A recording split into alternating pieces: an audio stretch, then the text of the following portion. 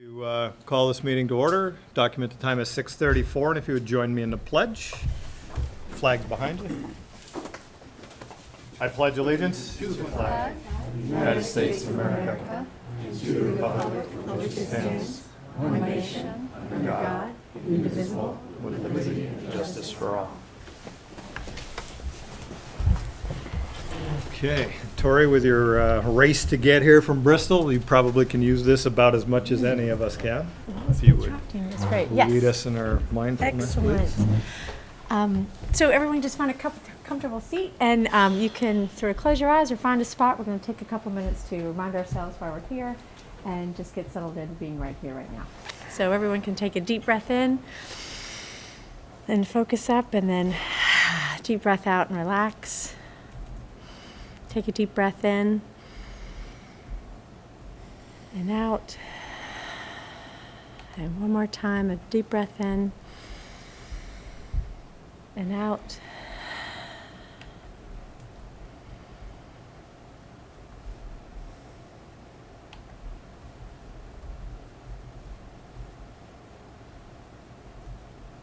As we move into governance, this is a time to remind ourselves of why we're here, who we're here for, and at what cost.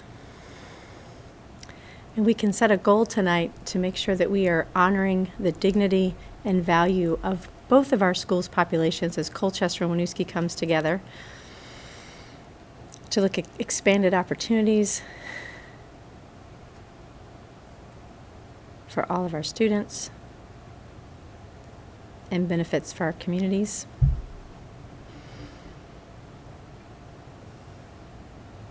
The in-breath is a focused breath. The out-breath is relaxation.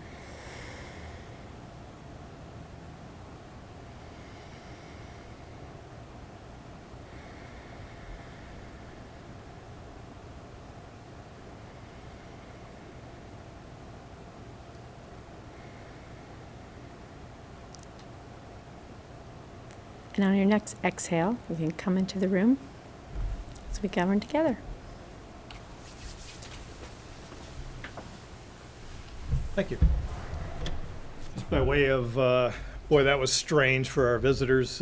We incorporated this practice as a tribute to our elementary school kids who, with a Mindful City program, incorporated mindfulness into the elementary school. It is now propagated through. It's propagated actually into the city with the police department. For me, it has been. It's a gear shifter between 110 miles an hour at work and 85 miles an hour here. But it gives me that mental shift to get into the room and into what I'm doing. So just by way of backdrop, if that seemed a little odd, it's something that we've incorporated with pride. So. All right, agenda review and or adjustments. Any adjustments? Thoughts? Okay. All right, we'll move with that right into our focus with learning. Sean? All right. Well, I am very proud to have several of our outstanding teachers throughout the K-12 continuum that have been working diligently for a few years now on training in math best practices and bringing that into our math instruction in the schools K-12. And I believe we're going to start with the elementary. And Stephanie Hamble, who is our math instructional coach in the elementary, is going to kick us off. And Joan Benjamin, classroom teacher. Hi, good evening. I'm Stephanie Hamble. I'm the math coach for K-5. This is my first year in the position. Previously, the last 2 years, I was the math studio teacher for best practices, working with Teachers Development Group, and Joan was a resident teacher on the team. And then coming into this position, Joan stepped into the role of studio teacher, which gives you just a little bit of background information about why it's Joan and I here together. So we just finished, we're just finishing up a 3-year cohort with best practice with working with Teachers Development Group goes in a 3-year cycle at a time. The studio work, so we're finishing up our studio year. So just to give you a little bit of, we wanted to talk tonight about the benefits for teachers and the benefits for students with this work. Joan and I could speak personally about the benefits to us, but we wanted to think about what the benefits for everybody else, especially the kids, were. So I'm going to talk a bit about the benefits for the teachers.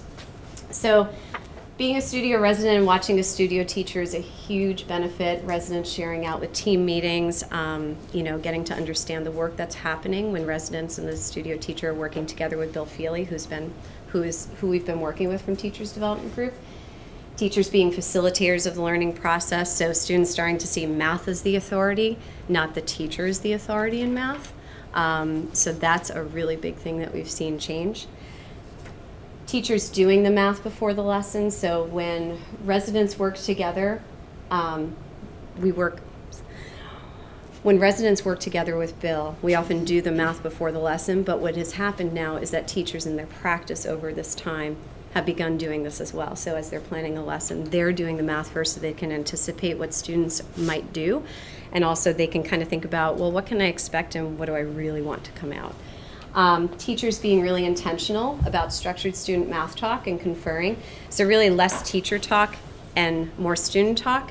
And as those talks are happening, teachers can be thinking about, wow, my core math idea, I really hear it happening here. Wow, that's an amazing conjecture. I want to bring this to a seminar on the carpet with students. Or wow, I want to select and sequence some of these ideas that I'm hearing so that this can be a share out and we can develop a public record so students can have that moment captured that they're thinking. Provide math challenges with increased rigor, and I put challenge as a good thing. For years and years and years, kids saw math as like when it's challenging, pencil drops, I'm done, shut down. And the culture that we're seeing over these last couple of years is that now kids are like, challenge is a good thing. This is good. I'm getting smarter. So that's really a culture that teachers have put in place and the kids have really embraced. Teachers having a menu of options during instruction, depending on what happens. So this is a big thing that I've learned watching Joan this year too, is that when I'm looking at my lesson and everything, and I'm thinking about what I want to do with kids, if I think about different moves I'm making, I've got a menu of options I can think about. If this happens, then I can do this. But if this happens, I can kind of make a turn and do this instead. Which leads me to the habits of mind and habits of interaction as a roadmap. So Bill really talked about this idea of using those habits as a roadmap to say, okay, if I don't see this happening, what habit do I really want to see come alive with students, and how can I make that happen? Do I engage them in private reasoning time? Do I turn and do, a structured math talk, like a listen and compare? So really using those habits of mind as like your map of like, this is where I'm going to go next, okay? And then really focusing on growth mindset as instructors. So not the fixed mindset of, okay, I can't do this. I'm not good at math. So therefore, I never will be good at math. But instead, oh, okay, I'm not good at math yet, or I'm not good at this yet, but I am going to be. So really teachers using that language a lot with students, and you're hearing students start to use that language yet, like, I'm not there yet, so that's been really powerful. So one of the things that I started using this year was I wanted to go into teachers' classrooms and be able to give them feedback. So a tool that we've been using, and this comes from Teachers Development Group, is the mathematically productive habits and routines. And so these are all the habits of mind up here, and these are the habits of interaction. So this is how you see kids interact in math, and this is how you see kids thinking and making sense of math. And how the studio residents have been using this tool when I come in is really thinking about, like, you can kind of connect things with a triangle. You can say, okay, here's a teaching routine. Maybe I structured a student math talk. Oh, and this is the reason why I was doing it. I was pressing for a student meaning. And as a result, kids were making justifications. So kind of seeing it as like a connected triangle. Whereas non-resident members, I've just been getting them really comfortable with this tool and using it almost like as a tally sheet, like, oh, I did private reasoning time. Oh, I did structure a math talk. And they were using it more as like, oh, I'm seeing all the things I'm doing and I didn't realize I'm doing it. And now I can be really transparent about it when I work with kids. Like, oh, what you're doing right now is a structured math talk because. So it's really changed like how teachers kind of frame some of their lessons and how they work during them.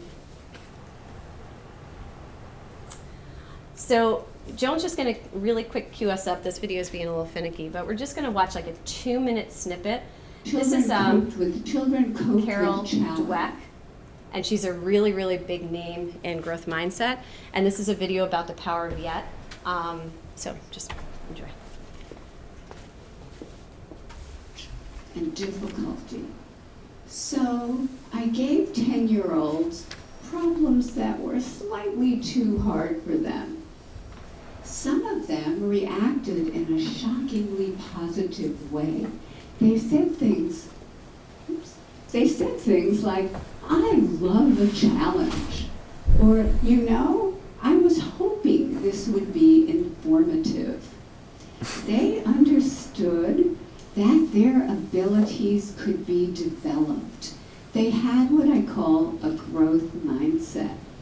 But other students felt it was tragic, catastrophic. From their more fixed mindset perspective, their intelligence had been up for judgment, and they failed. Instead of luxuriating in the power of yet, they were gripped in the tyranny of now. So what do they do next? I'll tell you what they do next. In one study, they told us they would probably cheat the next time instead of studying more if they failed a test. In another study, after a failure, they looked for someone who did worse than they did so they could feel really good about themselves. And in study after study, they have run from difficulty. Scientists measured the electrical activity from the brain as students confronted an error. On the left, you see the fixed mindset students. There's hardly any activity. They run from the error. They don't engage with it. But on the right, you have the students with the growth mindset, the idea that abilities can be developed. They engage deeply. Their brain is on fire with yet. They engage deeply. They process the error. They learn from it, and they correct it. So I showed this to each grade level, and we just really talked about like the language that we're using with kids with growth mindset. And it's so easy to say, well, this is just going to be a struggling point for you, I guess. But instead of saying things like that, changing really how we're talking to kids so that they start believing like, I'm just not there right now. So this is a sample of one poster that is up in teacher classrooms where a growth mindset, a fixed mindset might say, I'm not good at this. But a growth mindset would say, I'm not good at this yet, I need to keep practicing. So it's just those simple changes, and teachers have posted this not only as a reminder to kids, but more as a reminder of to themselves to say, when I'm talking to kids, this is the language that I need to be using and supporting. And another cool thing is that we happen to be standing here before the presentation started, and I looked and I was like, oh, cool, they have them out there too, right at the entryway of the library. So there's several posters saying, okay, this would be a fixed mindset of, I give up. Oh, I'm not there yet. This is a way of looking at it as a growth mindset. Okay. So one of our big focuses has been structuring student talk, so getting kids to talk with a lot of intention about core math ideas, developing conjectures, messy thinking that's out there. And at the very beginning when we're structuring student math talk, what you'll often see in our classrooms is it's really structured. First, partner A, you're going to say this. Then partner B, you're going to listen, and then this is what you're going to say back. And it's really that structured, but we've realized that the payoff is big. Because now what we have is we've developed a culture of kids that when they're cued to do a structured talk, it's like, I got this, okay? So this is an example of two different teachers that have kind of put this idea into place so they can build some more independence around this. So this actually comes from, I want to give her credit, this one comes from Joan's room, of that the structured math talk, A, B partners, and she just says, partner B, show this, partner A, what can you do? And then it builds all that independence. So you go into someone like Joan's room and you see this a lot in the school, and you see kids just naturally being like, okay, we're talking about this. Wait, did you talk yet? Wait, I didn't talk much. Can I say more? So you see that culture just naturally developing. And then this teacher over here puts in place like the structured math talk they're going to do, listen and compare. You can't see it from here, but the language is really clearly identified on those posters. But the kids have this right in front of them on their work. So I know when I'm done with this is what I'm doing. and here's some sentence stems I can use if I get stuck. So it's really building a lot of independence. All right. So student engagement in the habits. So a big piece that we wanted to do was we really wanted to see students, we knew what was happening when the students would engage in a particular habit. We wanted them to realize when it was happening and to really recognize it and celebrate and be like, oh, this is an example of when I listened and compared. This is an example of when I had multiple pathways. So a couple of us had used this like kind of data tool in our classroom to say, okay, here are each of the habits. Again, it's kind of hard to see, but each of the habits are like the little posters are right there, and these are all the habits of mind. And it gives you kind of language next to it, and the kids were able to sit down. We'd say, stop, okay, we're going to do data. And they pull out their pink sheets, and they'd say, oh, you know what? We had a mistaken stuck point when this happened. So they're really recognizing when those habits are happening for themselves and when it's happening with other kids. But also when teachers are using the language, they're like, oh, you said this. Other ways that teachers are having kids really engage with them is they might give them like Post-its. Like, here's some star Post-its up here. Every time you hear like one of the habits get engaged in, I want you to just go up there, grab a Post-it, and stick it onto the posters that are on the wall. So that's been a really cool culture to see develop too.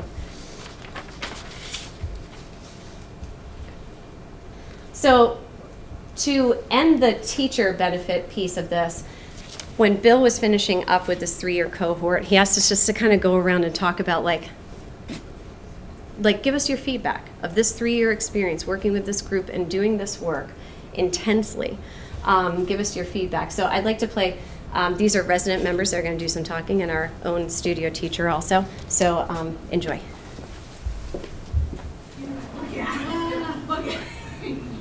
After studio day, talk to Steph about what you've done, talk about and share it with the team.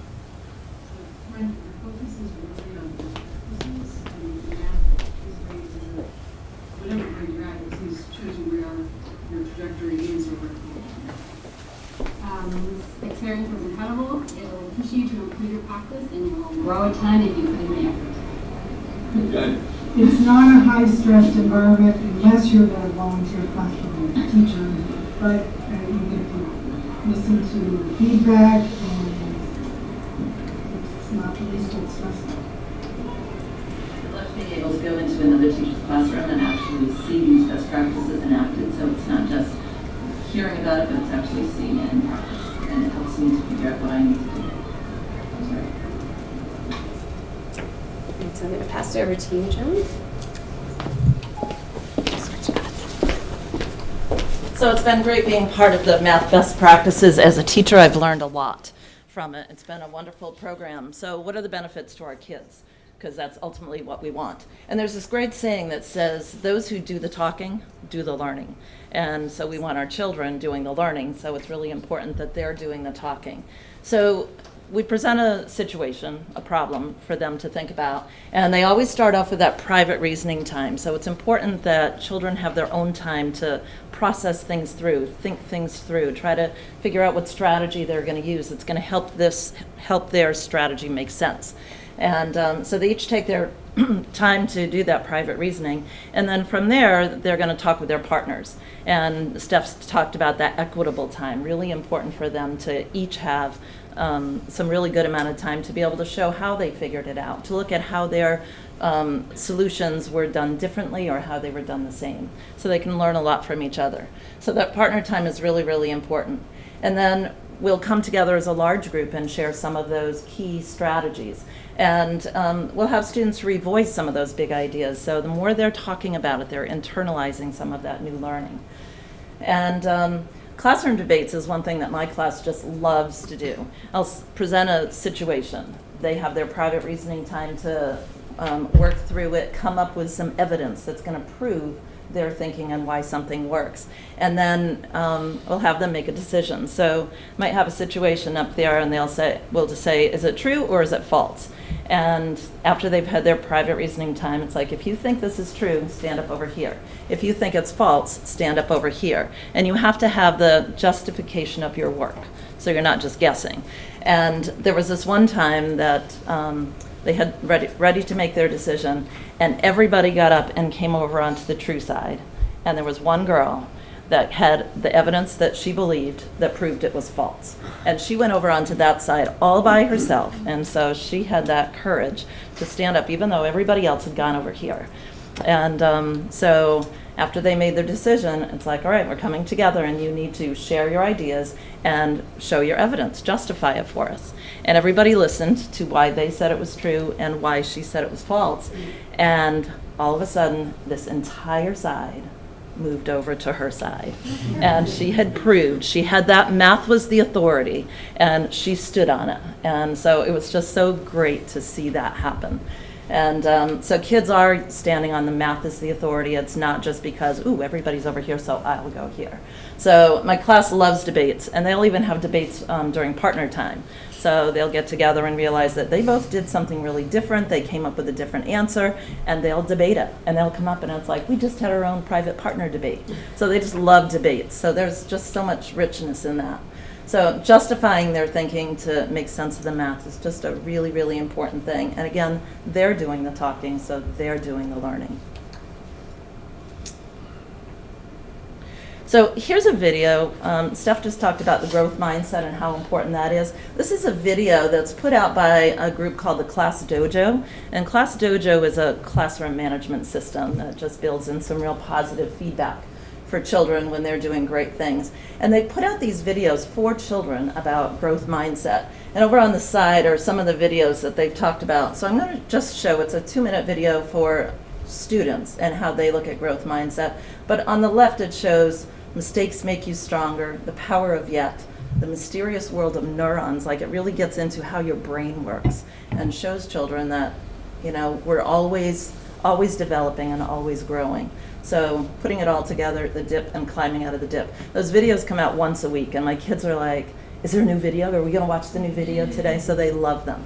So just quickly, we'll let you see from a student perspective what they're seeing.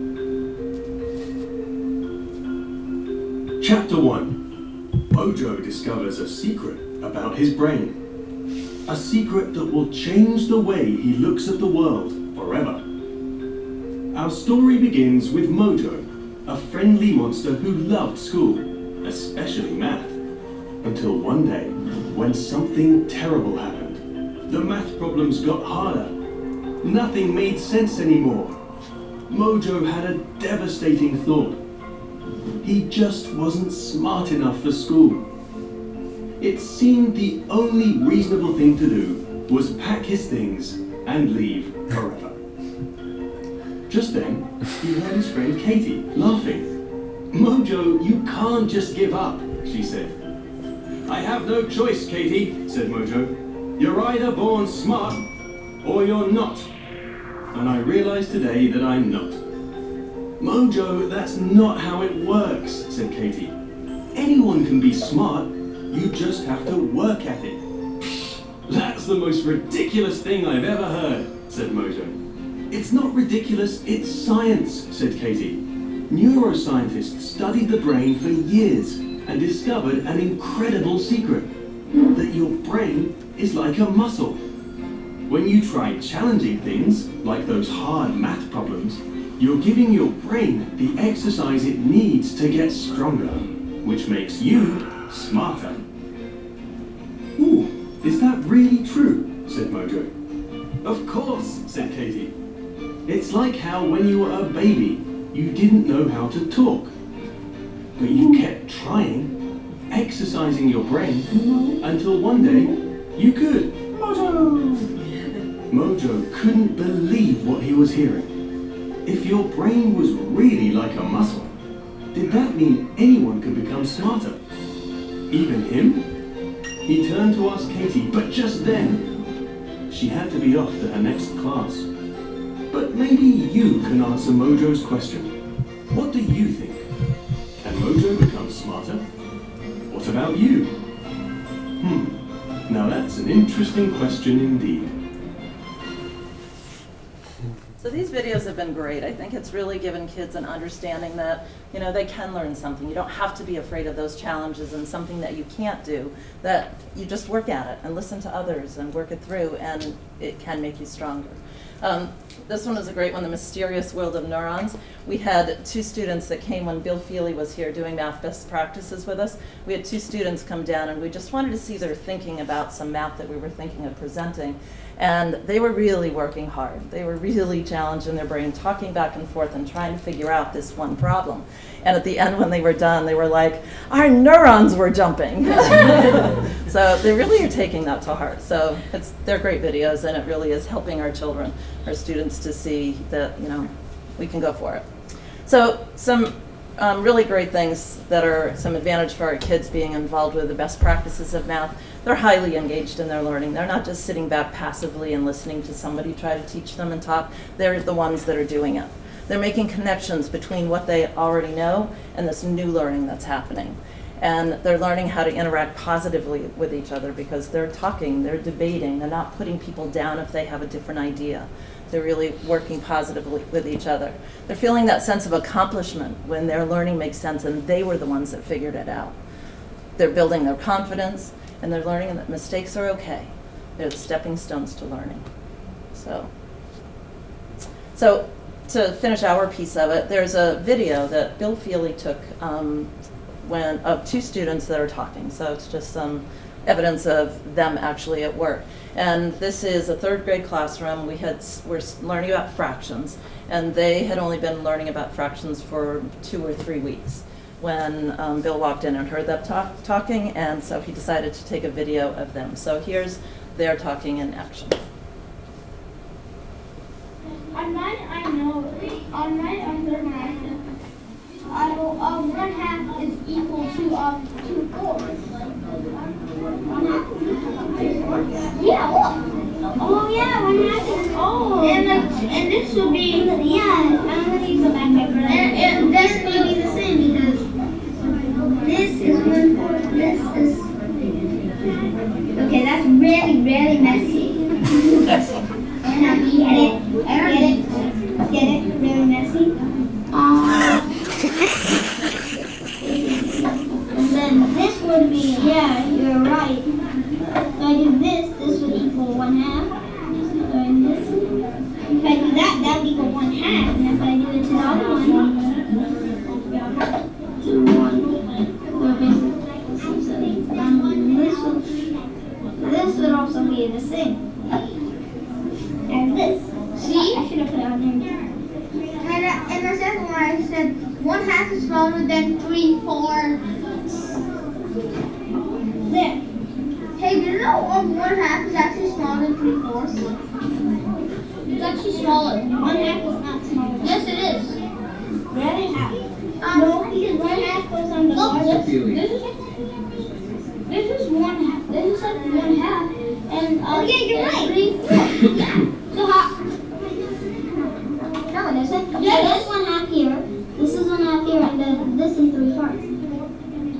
Yeah, but like, but look at the picture. So no, wait, look at so this is. No, I didn't do like that. I didn't do like that. 3/4. Yeah, 3/4. Oh yeah, did it right. This would be 10.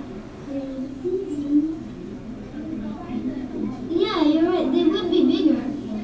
Look, see? And if you call it, yeah, because this is 1/2, and so it would go first. Yeah. Oh, so it does go first. Okay. It's like a mic drop. It was like, done. Oh, man. Those doing the talking are doing the learning. Yeah. So, we turn it over to you. Thank you. Just the energy in that little boy trying to draw those pictures. They just stuck with it. Tired you before know, they lunch. just kept doing it. Dropping papers, erasing. Bring them with you. Willing to be corrected like that, too. I know, right? They're like, oh yeah, you're right. Yeah, that's so cool. I love that, like math is E40. So the high school math team is here. I don't know if you know everybody. Tom Pear, who's the teacher leader also in math. Melissa Mason, Sierra Thibodeau, and Rebecca Mellon. They are the high school math team.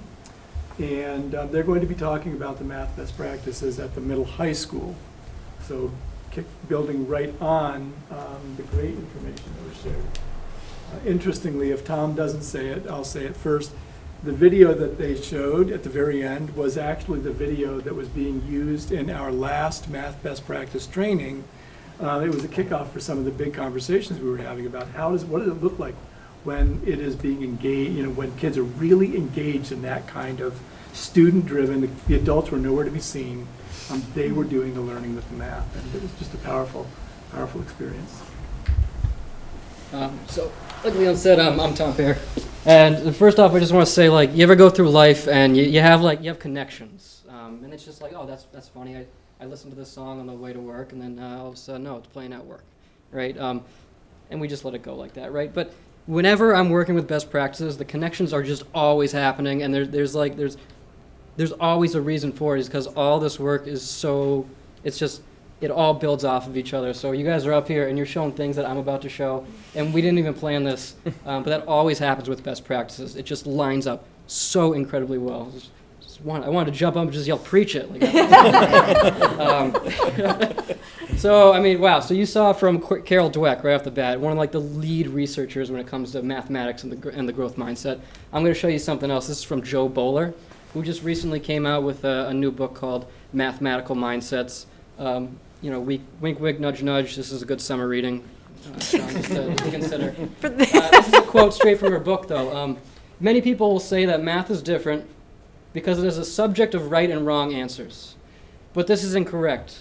And part of the change we need to see in mathematics is acknowledgments of the creative and interpretive nature of mathematics. Now, you're so lucky because you just saw a video that happened with those students trying to figure out, wow, what do these fractions look like? How do I compare them? Another thing you just saw that actually I'm going to pass out to you right now is this tool that was shown to you about how we actually go into a classroom and kind of like a triangle, we go through and see like, oh, what was my teaching routine I did there? And what's the catalytic teaching habit that encourages? And then what's the habit of mind or interaction that the students are working on? I'm going to give you like 15 seconds. Take a look at that. Try to take it in.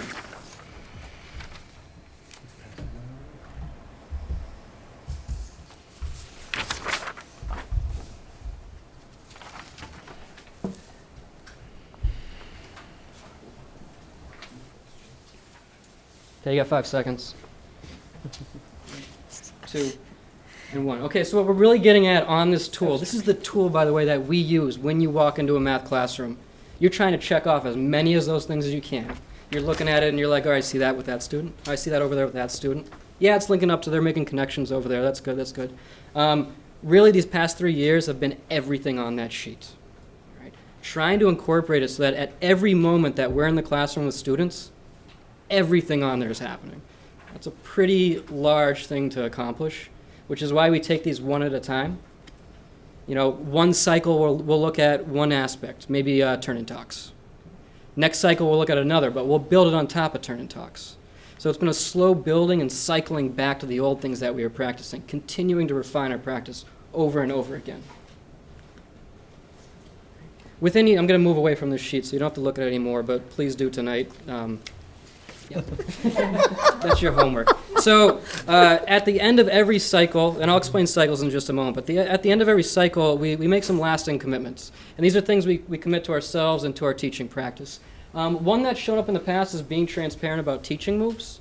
And research shows that if you just let students know why you're doing something in the classroom, it's that much easier for them to replicate between themselves. We just make the distinction between what's happening in the elementary school and in the middle and the high school. Elementary school is where we're giving them these tools. We're letting them practice with it. We're showing them the ways that they can use them. At that middle and high school level, now that we have it K through 12 best practices, we want students to own those. We want them to take it on and select and say, like, you know what, right now, I need some private reason time, rather than the teacher being the one saying that, now we're going to do private reason time. Because we know that the situations they encounter are going to be a little bit more complex.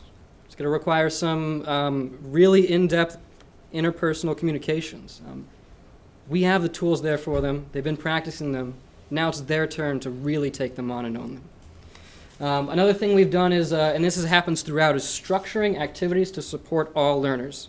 So we're continuously doing this all the time. But specifically what's coming out of this right now is the idea that we think in options. So the moment that a student comes up to us or raises their hand or just mentions some sort of difficulty they're having, we can take that second and we can think an option. We can structure that activity to support their thinking. And the thinking in option says, and you're doing this on the spot. I mean, you got like 30 seconds to do it before you got to give a response. And you're thinking, I can go this route with the student because I'm noticing this. And then you give yourself a little bit more time. You say, but I could also go that route with the student because I'm noticing that. Now, whatever the choice you make in that moment is the right choice, so long as you have rationale for it. It's just a way of considering all the options before you jump in talking with students. And what recently came out of our last studio experience was creating communities of math learners. This was something that the middle and high school came together on. We're like, you know what? What's one thing we can all commit to? One keystone habit that if we do it enough times, we feel like it will have an impact on how students take on these habits of mind and interaction within the classroom. And it was this simple thing: create a community of math learners and consider the person before you consider the math learner or the mathematician. So what this looks like in the classroom, we've all committed, first 5 minutes of class, create a circle and have a check-in or have a shout-out or have some sort of, to link up with the critical thinking and problem solving. Have a situation on the board and have students go around the circle and just say, like, what's one question you would ask about this situation? Begin to build those skills of the GXs in the small 5 moments when we have the students together, and it's a time where you can leave the outside, and then you can come right into the math classroom and jump in with a full mathematical mindset ready to go. So to give you an idea of what's happened over the past 3 years, we work with a 2-day cycle. On the first day, it looks like this. We do a data snap with math leadership. So what that looks like is we have our best practices coach, been Bill Feely for the past 3 years. Leon and myself, as the math teacher leader, will walk around to different math classrooms, kind of unannounced in the middle of a lesson. We got 10 minutes. We have 10 minutes to observe what the students are saying to each other. Right? That's critical. It's what the students are thinking about the math. Okay, we have that 10 minutes, we watch it, we take down some notes, and then we pull that teacher aside for maybe like 2 minutes and we just explain, hey, I'm genuinely curious about what that student was saying. Or when you presented this idea, I noticed that those students just jumped into it and they started making a model. I'm wondering where that idea came from for them to make a model. It's all about what the students are. We just want to get more eyes in that classroom and provide feedback on what are the students thinking right now. So that's the data snaps. And that happens for about half the day. The other half of the day is our studio teacher. For the first 2 years, it was one teacher for the whole year. This last round, we mixed it up. We tried different teachers a couple times. But a studio teacher with our best practices coach planning to give a lesson the next day. So that takes us into day 2, is when all the math teachers come together. I mean, we jam into a classroom. You got teachers on the walls, like just, crouching down by students, and we watch a lesson be taught. So the studio teacher and our best practices coach, they're together, they're co-teaching, they're talking to each other up there in front of the students, and we watch that happen. And then for the rest of the day, we just debrief on that. We debrief on what were the students thinking, what were they saying, what did we notice in the classroom, and then we focus on one topic from that sheet that you have. We go real in depth. You maybe watch some videos, and then we make that lasting commitment, like the ones I just showed you up there. Our new cycle. So we're going into another 3 years here. That's the commitment that we're taking, and it's really important. What we want to do is we want to embed this. We want to have an embedded system of best practices happening here. So over time, we don't need this best practices coach. We all have that opportunity. We all have that strength within us. So we're going to start moving away. Our days are going to look a little bit different. So on day 1, we're going to have a leadership coaching. Data snaps are still there, but the leadership coaching. One representative from the high school, one from the middle school, our principal, and our best practices coach, talking about how to embed leadership and how to embed coaching inside of our school so that it can continue here when our best practices coach is not. After that, it's resident coaching. And there's 2 resident coachings, one on day 1 in the afternoon, one on day 2 in the morning. And resident coaching is all about getting more teachers to touch the ball, as Bill would say. So giving more people the opportunity to have Bill right there with them, helping them, coaching them in that moment. and having the math representative, or the high school representative and the middle school representative right there as well, helping us know what are the things you do, what do you consider in that moment when you're working with another teacher. And it's so important that we all come together. So at the last half of the second day, middle and high school teachers come together. Again, we debrief on the artifacts from those resident coaching options. We choose one topic to study, and then we set some more lasting commitments. Just to continue that process of we are a team, we are middle, high school on this. This spans the whole length. Another thing we're looking at for next year, and this goes back to that Joel Bowler quote, is how do we provide more opportunities where students can finally really dig into that math and finally uncover that question of why. It haunts us. It's there. It's all the time. Why am I doing this? That's what we're always worrying with. So when you consider math, consider two types of math. And I didn't change it up there. It's not supposed to be pure versus application. It's supposed to be pure and application. Pure math is often thought as just studying the abstract concepts. Studying them out there, they might have a situation that's involved with them, but really what you're trying to learn is you're trying to learn things like the Pythagorean theorem. You're trying to learn things like what does a linear equation look like. That's pure math. And what our students are really craving and what we hear from all the time is they want to know, like, when am I going to use this? When's the application going to happen? So in order to illuminate that creative and interpretive nature of mathematics, to get them to think about when am I going to do this in my life so that I can be creative with the mathematics, we're going to offer 4 new opportunities for them next year, 4 classes. These will be a semester long, and they're on economics. We have one on robotics. We've got little Lego robots now. Steganography, which is not about stegosauruses. It's actually concealing messages and data. And low-impact architecture. So if you're sent to some, like, how do you create architecture and buildings that have a low impact on the environment around you? Okay. These are opportunities that students have. They're all areas of expertise for the mathematicians here. And we're really excited for these opportunities. This is where our GX skills really come into play. I mean, you talk about critical thinking and problem solving, it's in there in each of those classes. It's got to really come out and shine. All right, so just to end this, I've got one video. We did have the opportunity to rapid prototype the low-impact architecture class. What I want you to just notice is, well, I'll set it up for you. What we did was, here's the task. You're given an envelope, right, and you're in a group with 4 people. And you don't look at the envelope until we tell you to look at the envelope. We set the timer. It's got like 6 minutes on it. We say, ready, set, go. You open up that envelope. It's got a location in the world, somewhere really crazy, like Vanuatu, or there was something else like the Maldives, yeah, or Chihuahua Desert, okay? These crazy places, like extreme weather, extreme geology. And you got to find a way to, your group, you're going to be studying something there. First, you got to figure out what am I studying in that unique area. Then you got to figure out, okay, I got to build a living and lab space that's going to sustain me for a year. When we create this class and go a little bit more in depth, students are going to look at how can I procure potable water? What do we do with waste? Everything's going to go into this. What about costs of materials? Okay. All you're seeing is students just opened up their envelopes and they're jumping right into the task. Keep in mind you're looking for student conversations and self-starting on those habits of mind and interaction.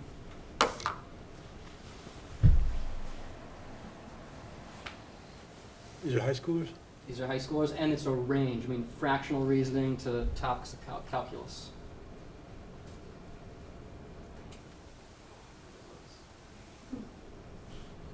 Hit this play button at the bottom there. And it was spinning.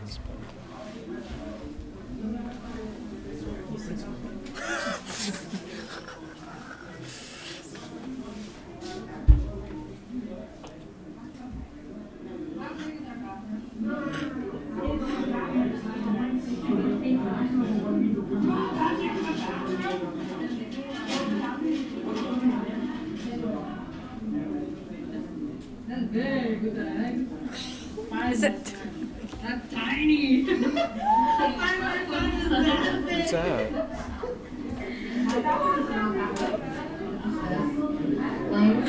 Oh, mommy.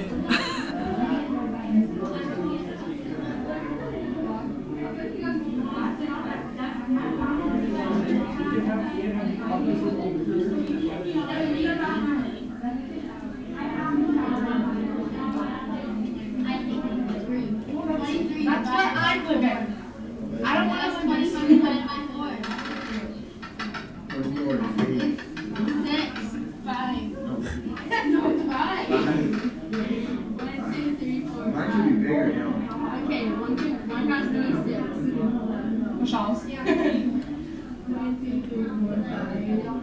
Actually, wait, no, that's gonna be mine or mine.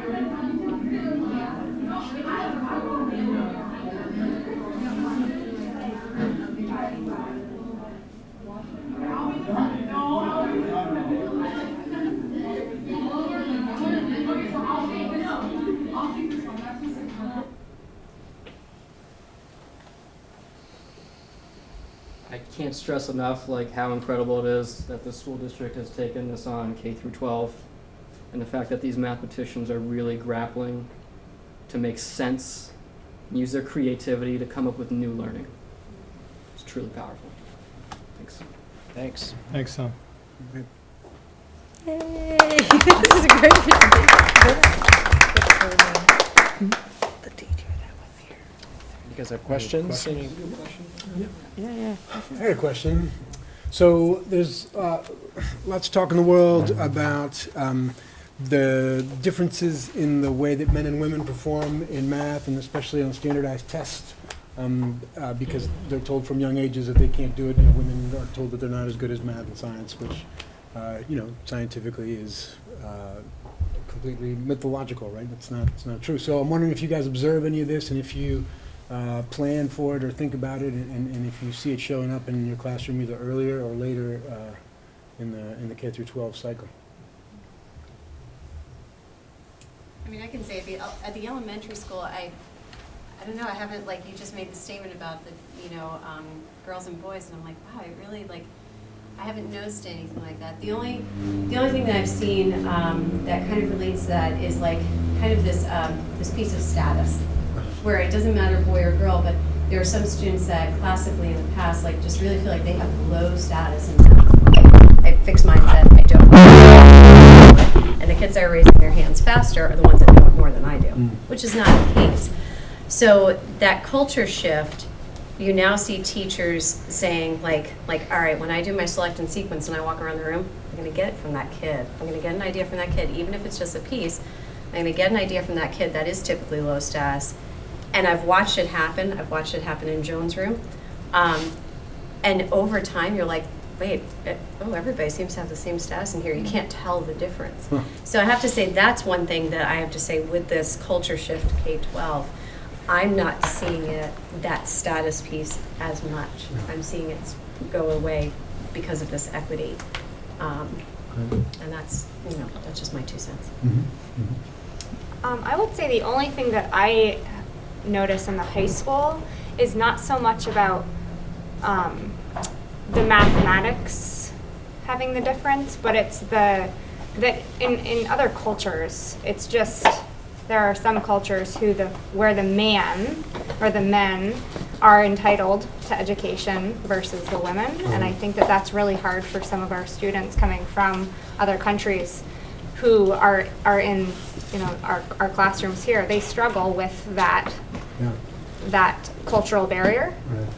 But I think that, like Steph was saying, it's definitely changing and it's shifting. I think the equity that math best practice gives inside of the classroom is changing that. The select and sequence is really powerful in that term, and then also just constantly rotating groups, mixing them up all the time. One of the things that I ponder often is this is not your parents' math. This isn't sitting in a chair being just droned on for hours and memorizing things. How are you guys seeing, I'd like to address it specifically to elementary and then to middle high school. What are you guys seeing for feedback or getting for feedback from parents at parent-teacher conferences? What is that response that you're seeing? 'Cause especially I suspect in the lower elementary where they've had it and they've done it and the parents are typically a little bit younger, maybe not so much. But how are we seeing it in those crossover years where we've now made a shift? Tom, or somebody from the middle high school? Thoughts? Yeah. Or what are you seeing? So when we do meet with parents, generally they're what's the word I'm looking for? It's not hesitant what I'm saying, but it's new. It is new, and they're not quite as sure as the students are as well. So it's really important that we communicate like how much the research does show that learning mathematics this way makes you a stronger mathematician in the long run, makes you a stronger thinker and problem solver in the long run. Generally, parents are accepting. They say, okay, I mean, you know what's best. We try to provide as much as possible strategies to use at home, ways to talk to students, questions to ask about their homework in particular, because it's not about memorizing a method. It's about using what you've learned before to create the new learning. So we try that as much as possible. And as it's gone on with the middle school coming up, having the best practices, you know, the understanding is stronger every year.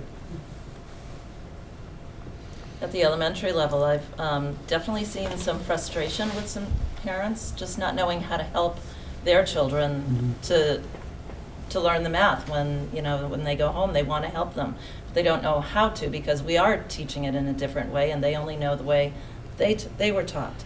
But a lot of times at parent conferences, they do have questions about that, so we'll go over it. And once they start to understand it, it makes sense to them, and then they do definitely believe what we're doing and see that it can make children stronger, and it helps them actually understand the math a little bit better, because we're coming at that conceptual piece and understanding, and not just a rote memorized learning. So they start to see that.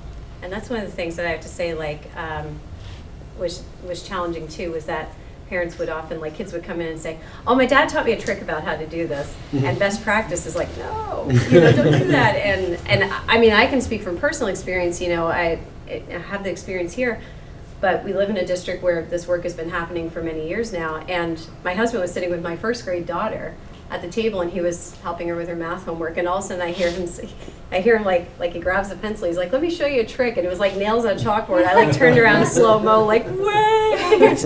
But that's one of the things that I've seen, like in past parent-teacher conferences. Parents come in and be like, well, I showed them the trick on how to do, you know, multiplication with double digits, and I'm like, okay, you know, so it's been like the challenge is like, let's create the connection between this trick you have and what it actually looks like. So, yeah. I'm wondering if you've noticed any generalization of some of the thinking skills that come out of best practices math that generalize into other areas, because certainly I hear there's structured talk in ELA, you know, around English and reading and narrative, but there's also so much social thinking involved in this, in terms of them having to communicate and being able to use reasoning and sense making as the authority. It would seem like, especially since it matches so many, almost all of our GXs, that it would radiate out into other areas, because it is a habit of thinking and a habit of being. Have y'all, is there any knowns of, you know, those connections of how it sort of radiates or how it generalizes out? Our science departments took the habits of mind interaction posters and turned them into science ones. Perfect. There they are. That's just a natural connection right there. Yeah. Just being able to talk with each other, you know. Today we had some students that were having a little bit of a conflict, and we sat down together and they were just able to really talk it out. Not get angry, just talk it out, really listen to each other, try to understand another point of view, another way of doing things. So I definitely see it carry over, you know, reading, writing, you know, problem solving, social thinking. One of my thoughts, and we'll close with this, is as we move into the personalized learning plans, proficiency-based learning, it is very different. I appreciate this backdrop, because when we get questions, obviously we'll push them back, but it's good to have at least a background on what is going on and how that stuff is manifesting itself. So greatly appreciate your time. I know it's probably been a long day for you. So, and Tom, like I said earlier, you know, if it's 4 or 5 visits, you're starting to get real comfortable. So, you know, It'll be like this honorary seat. we'll look for it. We'll look for you to come back again. So I greatly appreciate your time. Thank you so much. Thank you. Okay. Next item here is the consent agenda. Public comments. Sorry, any public comments? Skipped over that section. Okay.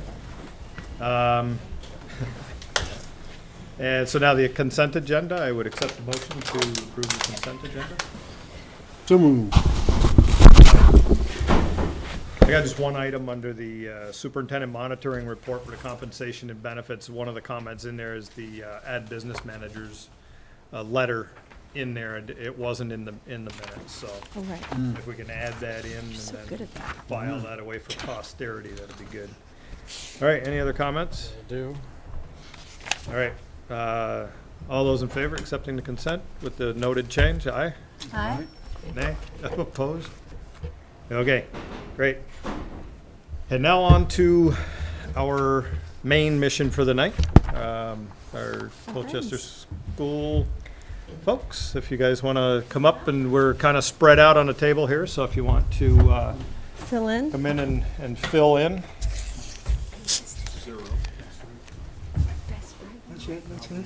Really? I think we had enough chairs, I'm pretty sure. I don't know if I can talk to you anymore.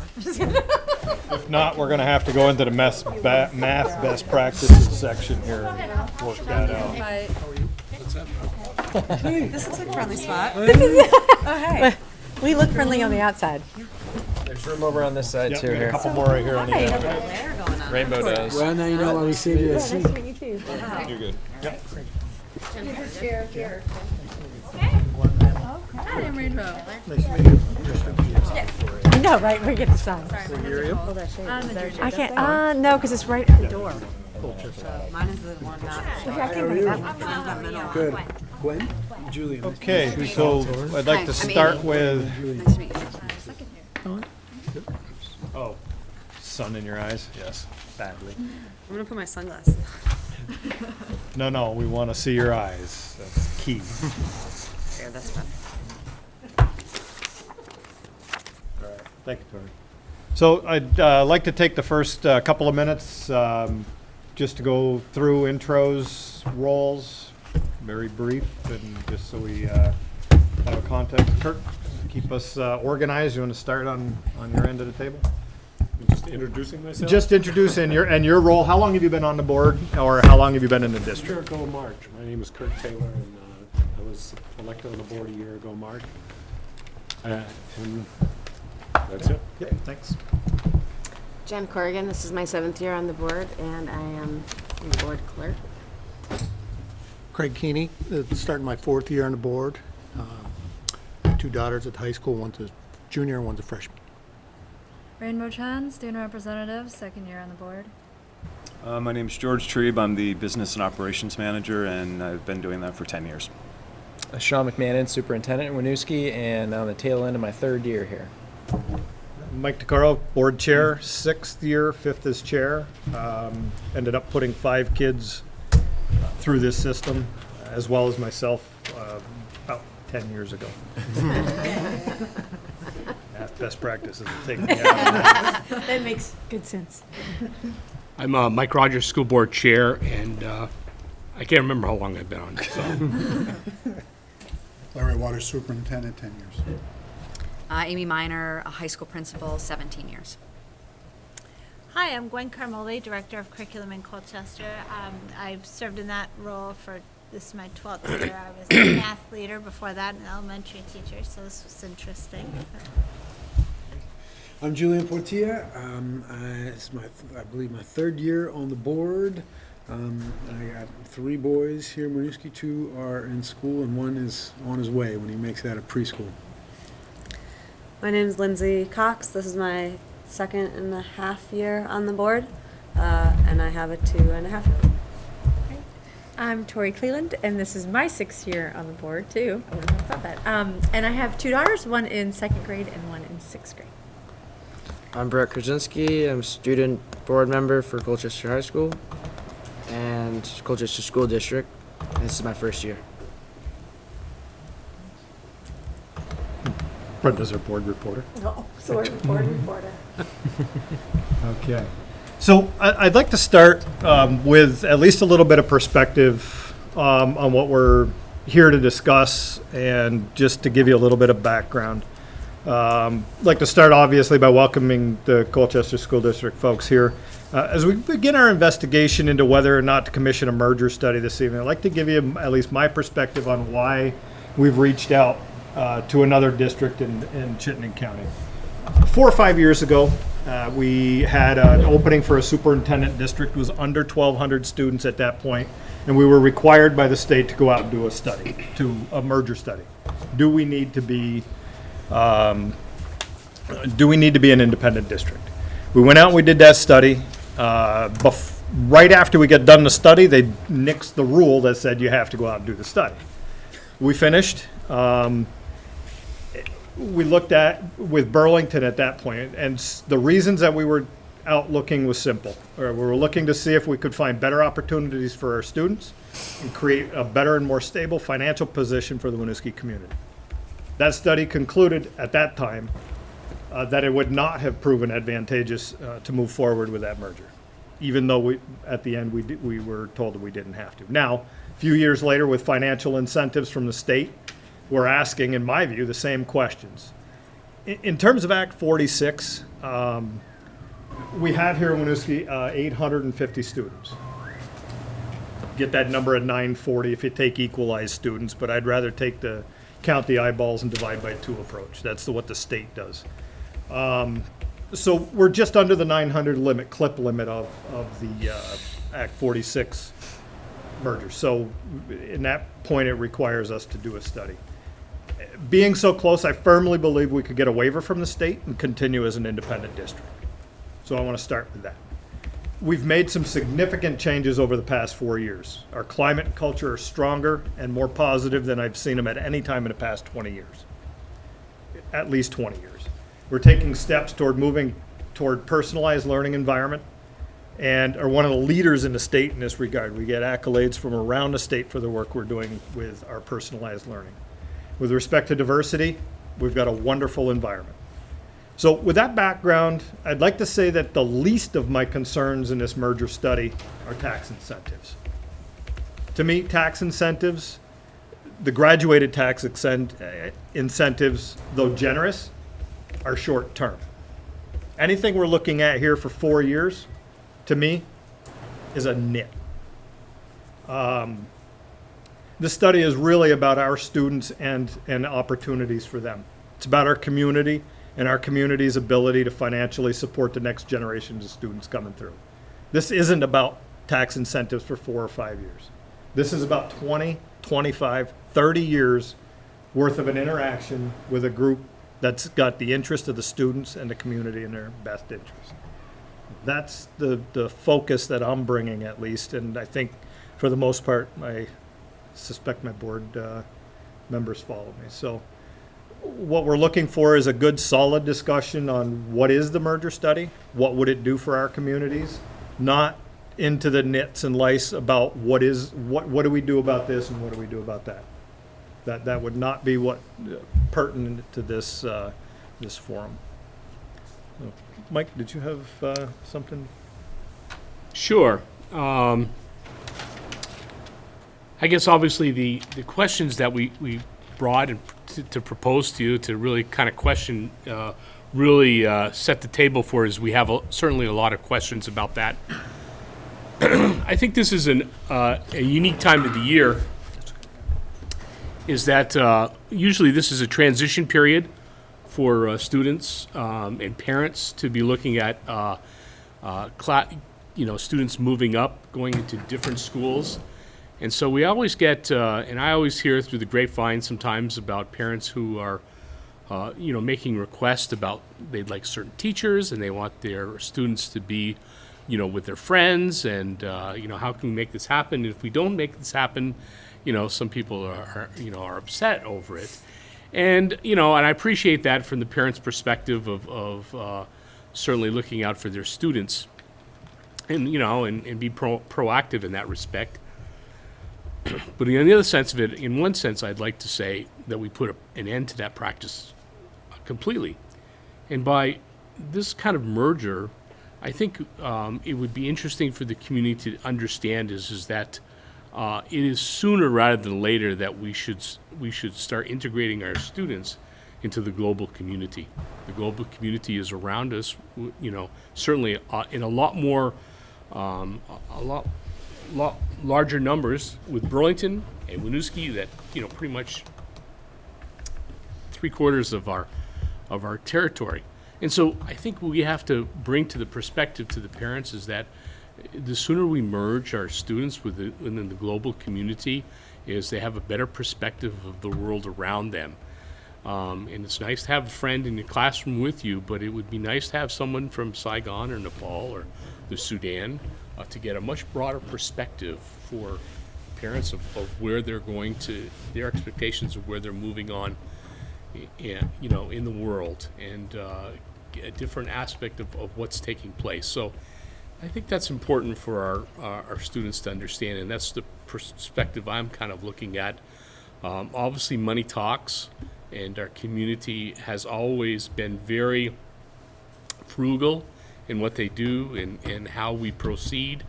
And obviously, they have the ultimate vote on what we do. But I think it's our responsibility as a board to at least examine those possibilities to give them that option. Great. So to tee up the conversation a little bit, Superintendent Waters and I met and looked at some questions that were coming from both sides of the table, and in an effort to keep the discussion, as Mike said, at a higher governance level, we created these fact sheets that were distributed to both boards so that you have a lot of the foundation, the background, the demographics, financials, and so forth. And this discussion certainly can address some of those, but like Mike said, we want to keep it at a higher level. Also, there's about 9 questions that were included on the first page of the packet with Colchester School District. And so Superintendent Waters and I are going to co-facilitate the conversation so that board chairs and all board members can be full participants and don't feel like they have the responsibility to kind of corral the conversation or redirect or share airtime or whatever's needed at that point. So, and I want to reiterate, I guess, also for our millions of viewers out there, that tonight is a discussion between the two boards. The Winooski School District Board has already passed a motion unanimously that they would like to engage in a study committee with Colchester around a conventional merger as outlined in Act 46, and that the next step would be for the Colchester School Board after this discussion to consider a motion on that.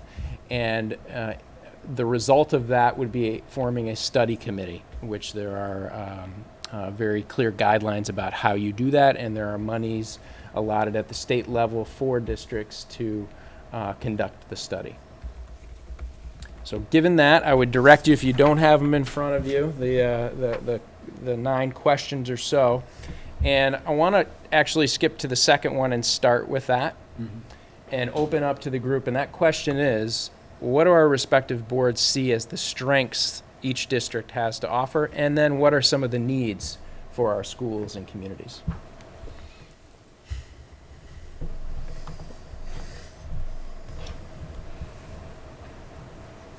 Can I ask one question, step back for a second? Sure. When you voted to engage in a merger, or ask us to engage in a merger study, how did you get there? Was it as simple as, we had 2 questions. What's the benefits to the students in the long term? And what are the savings to the taxpayers? Or was there more to it than that? What was our reasoning for going out to do a merger study, or specifically with Colchester? Both, in that order. I'll take the first one if you would take the second. Sure. I could take one. Do you want to take the first one? Well, go ahead, Or- and then I'll follow up Okay. with. Yeah. To me, the first one, again, was as simple as the first time around. What we have from a size perspective, we have some challenges with our student population and giving them, for instance, I'll throw it out, an AP calculus class. Can't do that with 4 kids. You can, but it's inefficient and, not necessarily one of those things that we can offer across a broad spectrum for our students. So one of them is a broader range of educational opportunities for our students, to be able to allow them to get those. you never know when you start into a discussion about a merger. I think the thing for me that comes to mind right up front is central office. What if you spent just half of that? Half of what we spend together, right? Put one central office, everything else goes away. Is that even enough to make it a compelling argument to even continue moving? Maybe, maybe not. I mean, if it's $100,000, it's probably not worth anything. But as you start digging into further deepen those, I believe we have to ask the questions for the benefit of our community. Is there something we can save? And to jump in on that point is that, one, because of our size, we are required to look into a merger study. Two, we've been through one and we understand the experience of the fact that it is non-binding.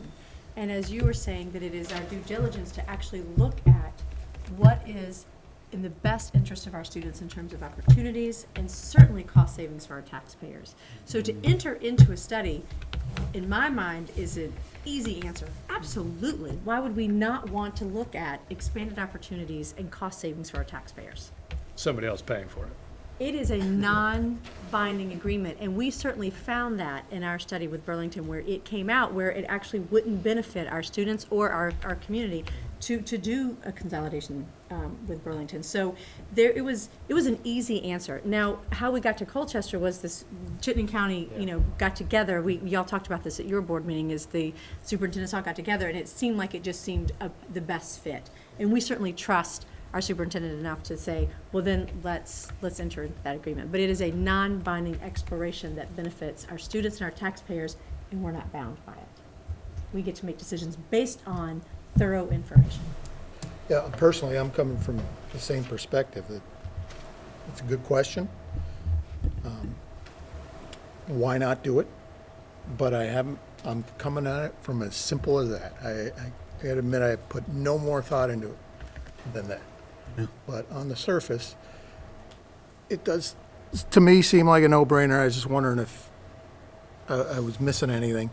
Sean, Larry, do you want any of your discussion about what brought us together from the conversations? This isn't my first time to the rodeo here. Okay. So I would say probably 7, 8 years ago, there was a conversation between Winooski and Colchester about the possibility of merging. It never reached the board level, to my knowledge. We've also had conversations with other districts, such as the Islands. I made several trips up there for the consideration of high school designation, which eventually would have led to merger, and for a lot of reasons that never took flight either. So we've been having this conversation.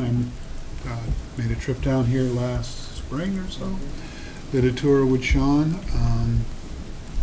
I've enjoyed coming to the school. I think it has a lot to provide for all students. And then from there, the conversation just took place between superintendents about wanting to move the idea forward. So this has been something I think we've worked on for quite some time. Our board's position was, rather than trying to go out and to reach out because we don't need to merge, was if the opportunity arises, then we'll look at it. And you're really the first one that's reached out to us with this concept and idea of merger. So that's why we're here. And at some point, I would like to hear why the Burlington Winooski, why you decided against that. I don't know if that's for tonight or now, but at some 30 point. seconds. At the end of the day, it ended up being that our tax bases were different enough that it would not have benefited us at all to move forward financially. From the community financially, the tax bases were so different that merging would have impacted us negatively.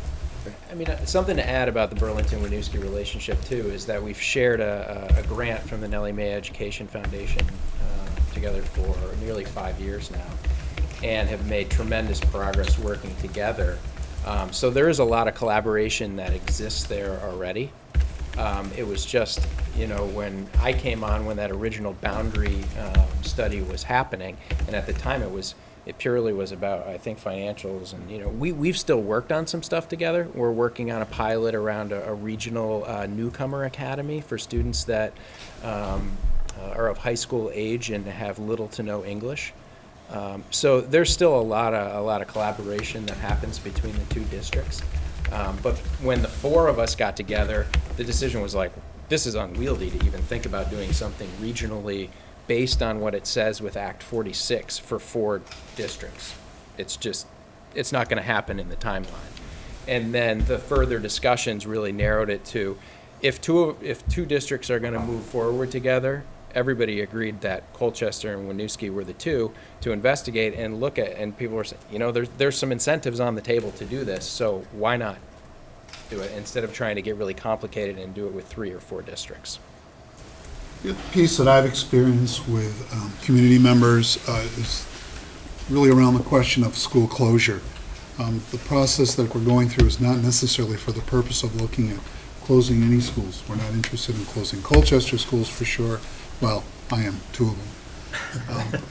But it's not about closing Winooski schools either. It's about maintaining our own communities. The concept and the idea of maintaining 2 high schools within one district is very strange and very unusual in the state of Vermont.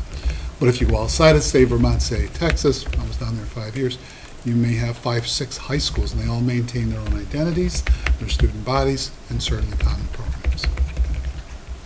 It's not about closure. Any other initial thoughts? Is there any cooperation now between Colchester and Winooski? What sorts of things are we sharing now, if any? Not to the levels of Burlington and Winooski. Burlington and Winooski is a pretty deep partnership over the last 3 or 4 years. That I know of with Colchester, I don't know that there's been any. And Little, if any, but some. Yeah, we have some students who live in Winooski whose school choice to Colchester. And then Winooski High School was generous enough to allow a team of our teachers to visit iLab, which we have replicated this semester at CHS, and we'll have 6 sections of it next school year. yeah, so that, the first part, having students here with school choice is interesting, but we do that all the time. That's one of the things that we do. It's that deeper teacher-to-teacher,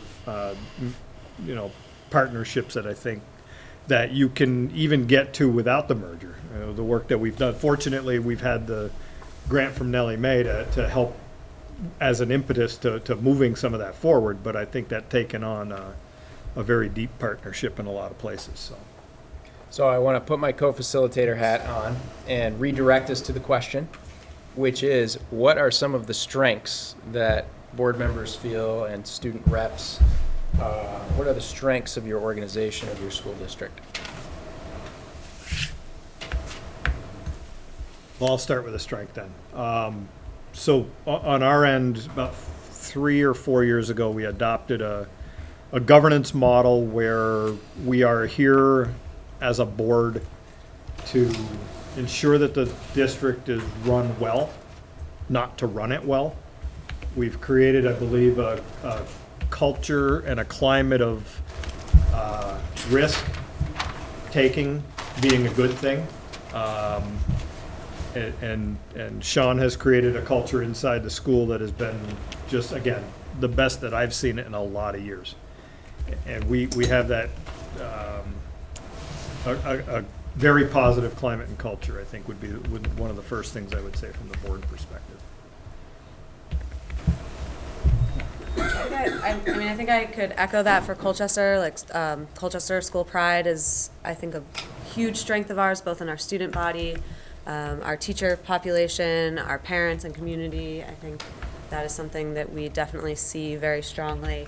I also think that we have a really strong administration and central office staff and central office administrators who work with pretty lean resources and do a really amazing job. And so I think that is another strength that we bring to the table. And I also think that our district has a really strong technology focus as well. And so that I think we also share with Winooski in terms of some of the ways that we're supporting our learners. As a parent, I've been impressed with the teaching staff that we have. My daughter's a junior, so what's that, 11, 12 years? And another's a freshman. I can think of one teacher that we were just really, really happy. So I think that is a strength, and like Lindsay said, that the way the district's run, we get good results for the dollar. And I think the administration does a good job of that, which I questioned before I got on the board, but I figured out once I got on the board. I think that's also evident too in our per pupil spending and our test scores from a year back, how we were really playing with the big boys. Essex and South Burlington, our test scores matched up with just about anybody, while our per pupil spending was considerably less than they were. So I think I attributed that to our administration and our staff. Somebody had to be doing something right. Although we also, in retrospect, also understood is that we lacked in a few areas as well. When you're talking about AP Calculus, there were a couple of programs in Essex Junction that we looked at and said, geez, wouldn't that be nice if we could take advantage of that, an engineering program, at their high school and stuff that we would certainly like to have for enrichment for our students. So, but I think our focus, and as I mentioned in my comments, the community really keeps our feet to the fire as far as tax. And so we weren't able to. So in some ways, we were looking at the advantages of merging with even a larger community to take advantage, much like I think you're looking at us. But when it comes right down to the bottom dollar, much like your pupil spending as well, ours is, I think we take pride in that aspect of it, and take pride in our business section as well. So I think that's one of the great strengths of Colchester. I want to ask Brett and Rainbow, our student reps, what would the two of you talk about from your experiences in Colchester and Winooski as strengths? Well, as Lindsay said, school pride and the identity of our community. It's really important to CHS, and I'm sure a lot of the students would be worried that we might lose that if the districts were combined. And just the traditions of Colchester, going as far back as when it opened, it's a little worrying, but I think the diversity would be great for the Colchester School District as well. Thanks. Advantages on our side, definitely diversity is a huge, huge advantage that we have in comparison to the rest of Vermont. Although one of our weaknesses is indeed the more advanced opportunities, such as the AP or such as the more what colleges are looking for. But I think the innovative classes are also another advantage. It could be considered both a disadvantage and advantage. We are one of the few schools in Vermont that are working faster towards what Vermont is looking for, and because we have these innovative classes and we're starting earlier, we have more of a structured form of these classes and proficiencies. Whereas traditional system, I totally respect the traditional system. You can get a lot more opportunities that way too. And so I think both ways we could benefit. And just a comment on the Colchester School Pride. I mean, there are a few things like students going back and forth between the schools. I don't think it'll cause much trouble because I definitely heard about Colchester School Pride, and I don't think it's really going to harm that because we're pretty different school systems. It's interesting that you mentioned school pride and losing it, because the first thing I had in this thought process is continuing independent schools, still the name on the wall, just being run in a different manner. That was something that I hadn't even considered, as having it be one school, one name. But again, study would flesh that out. Now, Rainbow, thank you. Go ahead. Just one more thing, yeah. Previously, before, I was kind of concerned about the merger as well, because I know because of our two schools are so different in terms of diversity, both ethnically and economically. I was concerned that a merging of our school student bodies would create some problems, and so I did have those similar thoughts, but it is still possible to work into separate integrations.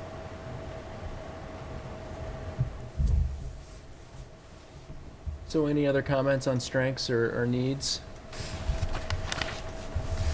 I think we would be remiss from both our perspective in talking about needs being a coordinated effort potentially in the area of special ed. I think it's an area where a lot of dollars are spent, some mandated and unfunded, more than we probably want. Efficiencies along that realm may be something that would behoove it, would move us forward. Just again, from dollars per account. Yeah. I mean, the notion of a larger scale and more critical mass for particular interests. In the case, special ed is a great example because it's a category unto itself. But I think the same applies to every other interest that students might have, whether it's particularly an odd athletic pursuit of some sort, or an unusual or particular or specialized academic pursuit. I mean, the notion of having critical mass between both of our schools to chase something really interesting and unique, I find appealing.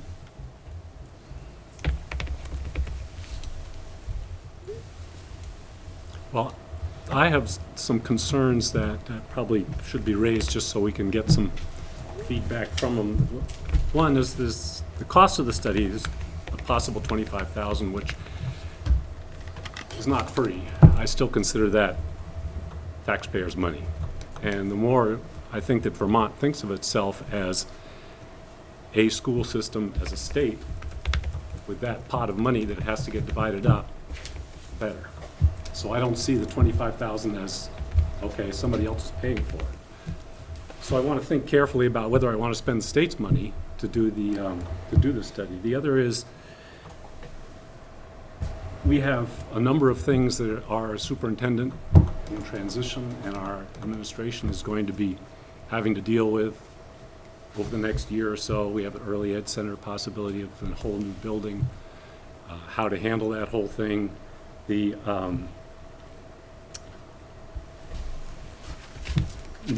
Our new high school principal, our new superintendent have to be transitioned.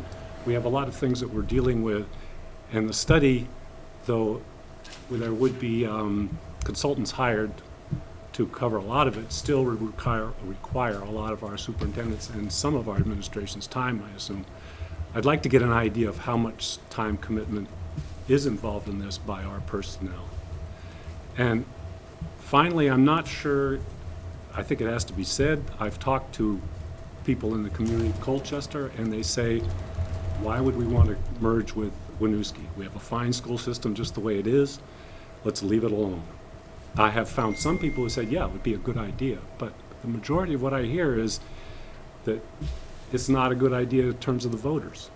And I think that, unfortunately, Winooski still has a reputation among people who don't know, perhaps, that it's not as good a school system as Colchester's. If we merge them, we're going to lose. As measured how? Do you have an overall? Well, no, I don't know how they're measuring it. Probably an unfair question for this forum. It's not unfair. I would measure it in SMAC results, but That's an unfair test. Absolutely. I mean, that's. But let's not go down that rabbit hole, because I don't know whether you want to. That'll drag us into a hole. I believe that there is that impression. Now, I might be wrong. And I understand some people have said, Winooski's made a lot of improvements over the last several years, so maybe we should look at it, because things might have changed. We don't want to get stuck in a perspective that's out of date. So I would like to know more about that, more what Winooski school systems are like, really, and so that I could share that with voters. Mm-hmm. So that was so basically the votes, the time commitment, I'd like to know about that, and the cost of the study is, to me, an issue, but not a big one. I can take a shot at the time commitment, and I can't give you hours, but what I could tell you is that most if not all of the models we have are supervisory unions. And so we have several districts within a union that have their own board and their own budget. So you're talking about merging 6, 7, or more budgets and boards. This is not to that scale. I had a conversation with the Champlain Valley Superintendents Association, and I asked them that just the other day. Several of them who are going through merger right now with several budgets and several boards. And their take was that this is simpler than that, and it would not require. So I think it's hard right now because if you go and talk to people in Vermont who are doing it, superintendents, chairs of those study committees and so forth, they're going to tell you it's a heck of a lot of work and a heck of a lot of hours, but it's a different scale.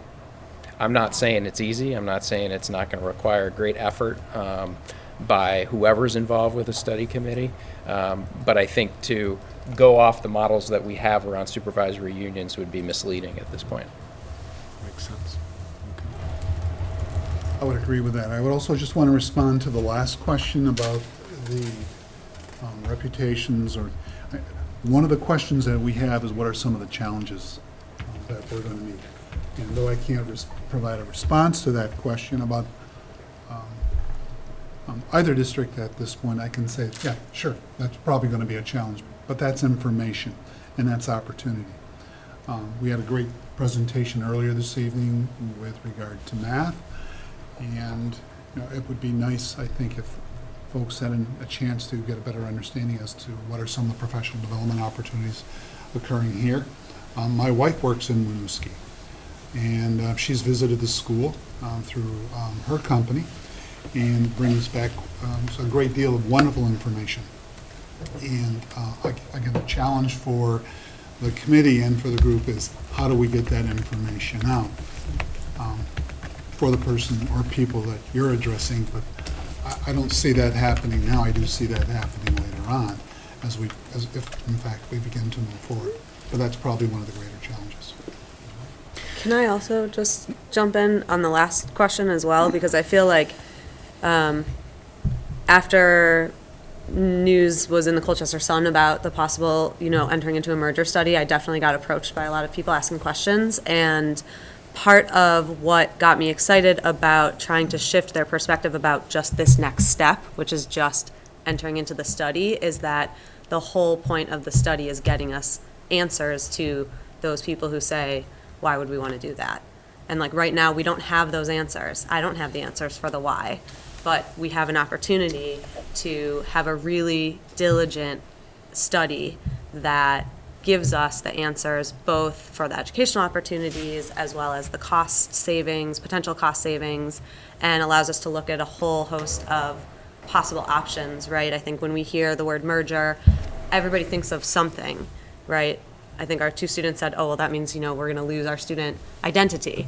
But that's, as Mike said, that's not the first thing that he thought when he thought of merger. So everybody's thinking about something different. And so I think it's really important that we acknowledge that the study gives us the opportunity to find out a lot of information, get the answers, really, really have the time and diligence of getting those answers, and then be able to disseminate that information in a way that gets everybody on the same page so that they can make that informed decision, so that they're not just thinking, why would we want to do that based on information that one person told them one time about one experience, which I'm not saying that's what it was, but you never know what people are knowing or what they know. So I think that's why, for me, this seems like a real obvious next step is we want to be able to have a response to our voters. And right now, I feel like without doing the study, I don't have an educated response. And as a board member that's supposed to be representing their interests, I don't have any information. I need that information. Brenda? And just to add on, it is true that the reputation of our test scores still not being high enough is still out there, because what people see of Winooski, what people see on national rankings, school rankings, state rankings, is test scores, because that's how test scores are measured for college preparatory.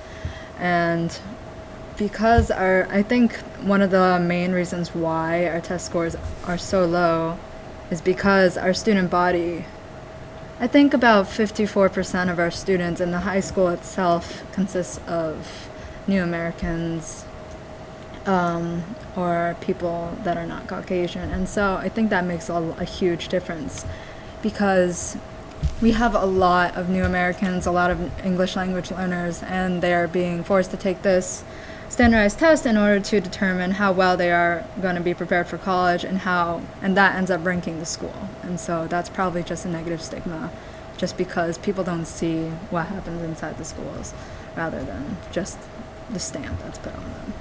And I think to add to that, I think it's important to put on the table that our population is vastly different from Vermont, and that it's economic diversity as well.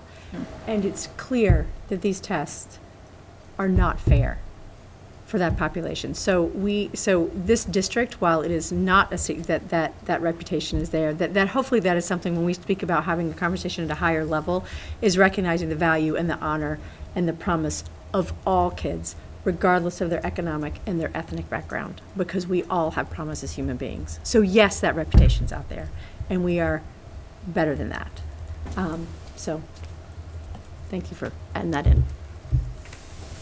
Yeah, I also think it would be hard, for all the reasons that you mentioned, Lizzie, to even consider thinking seriously about a merger without a study. So while $25,000 is a real amount of money, and it does come from all of our pockets collectively around the state, I just can't envision having an informed conversation without it. I mean, the sort of counterfactual is not really viable. You know what I mean?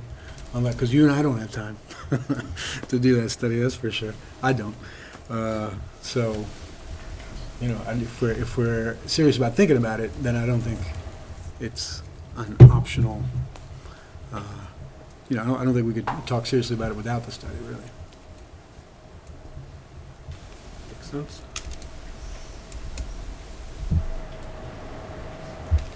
Everyone's aware that Colchester was a part of Winooski School District at one point? Yeah. Okay. Oh, I didn't Just know make that. sure. How far back was that? 1927. Got Is the that brave right? flood wait that out, I guess. Really? What was that? I don't quite remember that. Is that because Winooski was Neither a part do of I. Colchester? Is that because Winooski was a part of Colchester? Was that with the break between Winooski and Colchester was 27? Yes. So not only was it one school district, it was one municipality. Yeah. Oh, okay. Yeah, I mean, the boundaries of Colchester is really close to Winooski, so I can see how that I see it affecting the early education more than anything right now because of that boundary line where we have children. I serve children from Colchester right on the line who have to bring their kids over to the elementary, the early education in Colchester to receive services in that district. Otherwise, they won't get them in our district. So it'd be interesting to see when the merger talks happen, like if those things can even be, Yeah, one of the things that perked my interest in Winooski was we have proposed the idea of closing Union Memorial School, our K-2 school, and Forest Court, our other school. Both of those schools essentially are very close to. One is the bird flies, and the other one's right up the road. And we're proposing building an early education center within the context of the high school campus.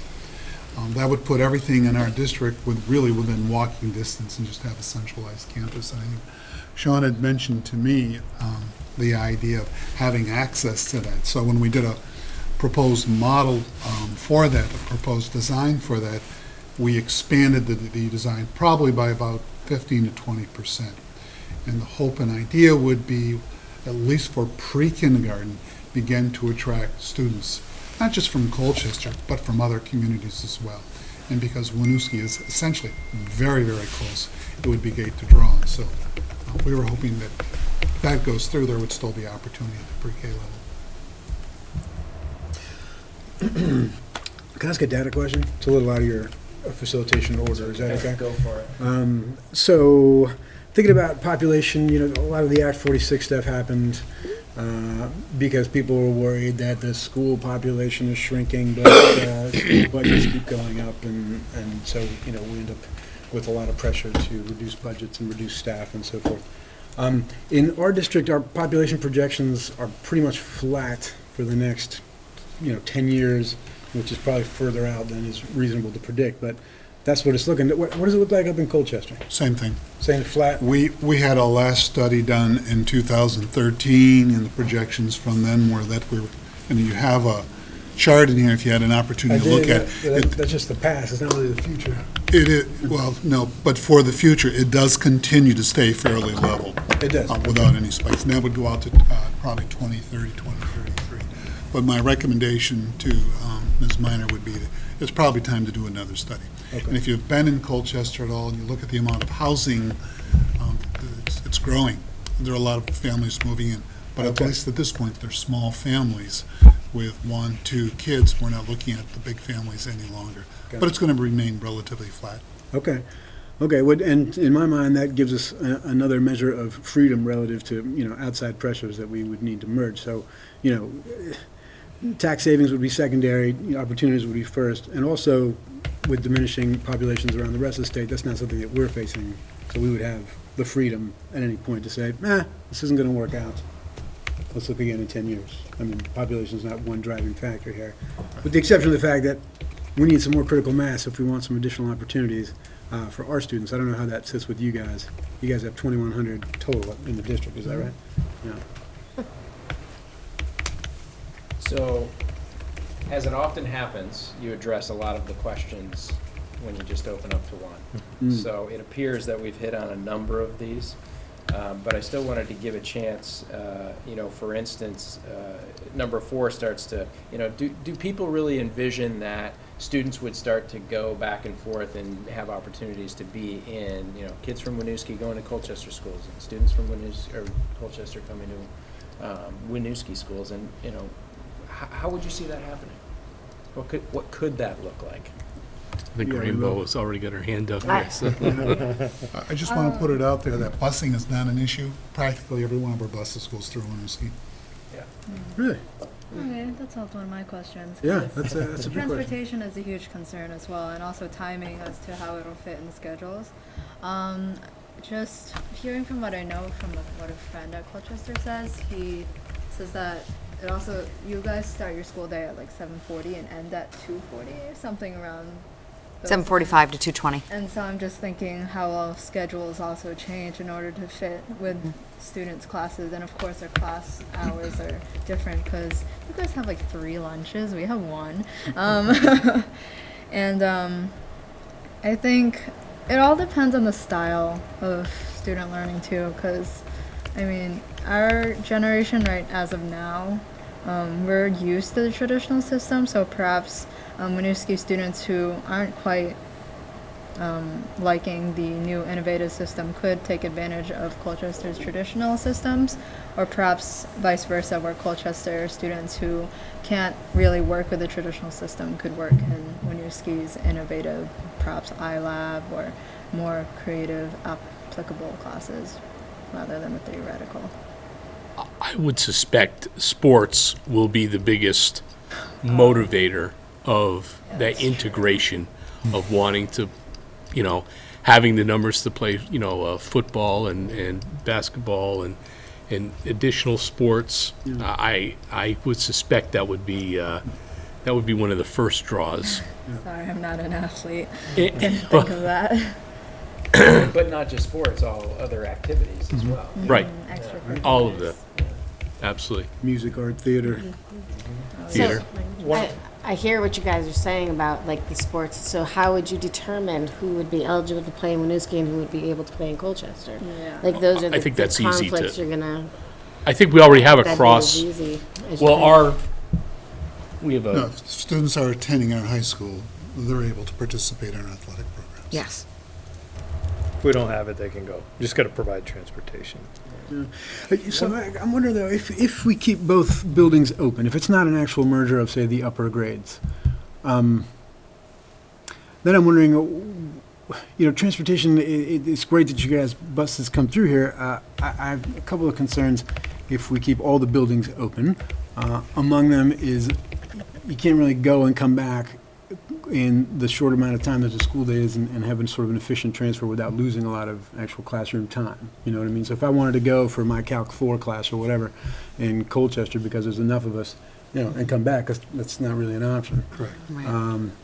And so my fear actually on our end would be that we would be, let's see, homogenizing the populations who would go in particular places. So if there were advanced opportunities that would suddenly become available in Colchester because we could have a critical mass of Winooski plus Colchester folks, then that means our best students would be going to Colchester and leave everyone else here, which would, my sense is that one of our great strengths here is the heterogeneity of our population and mixing stuff all together. So if we left all the buildings open, I would almost be worried about like a brain drain northward if we would do that, which would actually be a net negative impact, I think, to the people who stayed.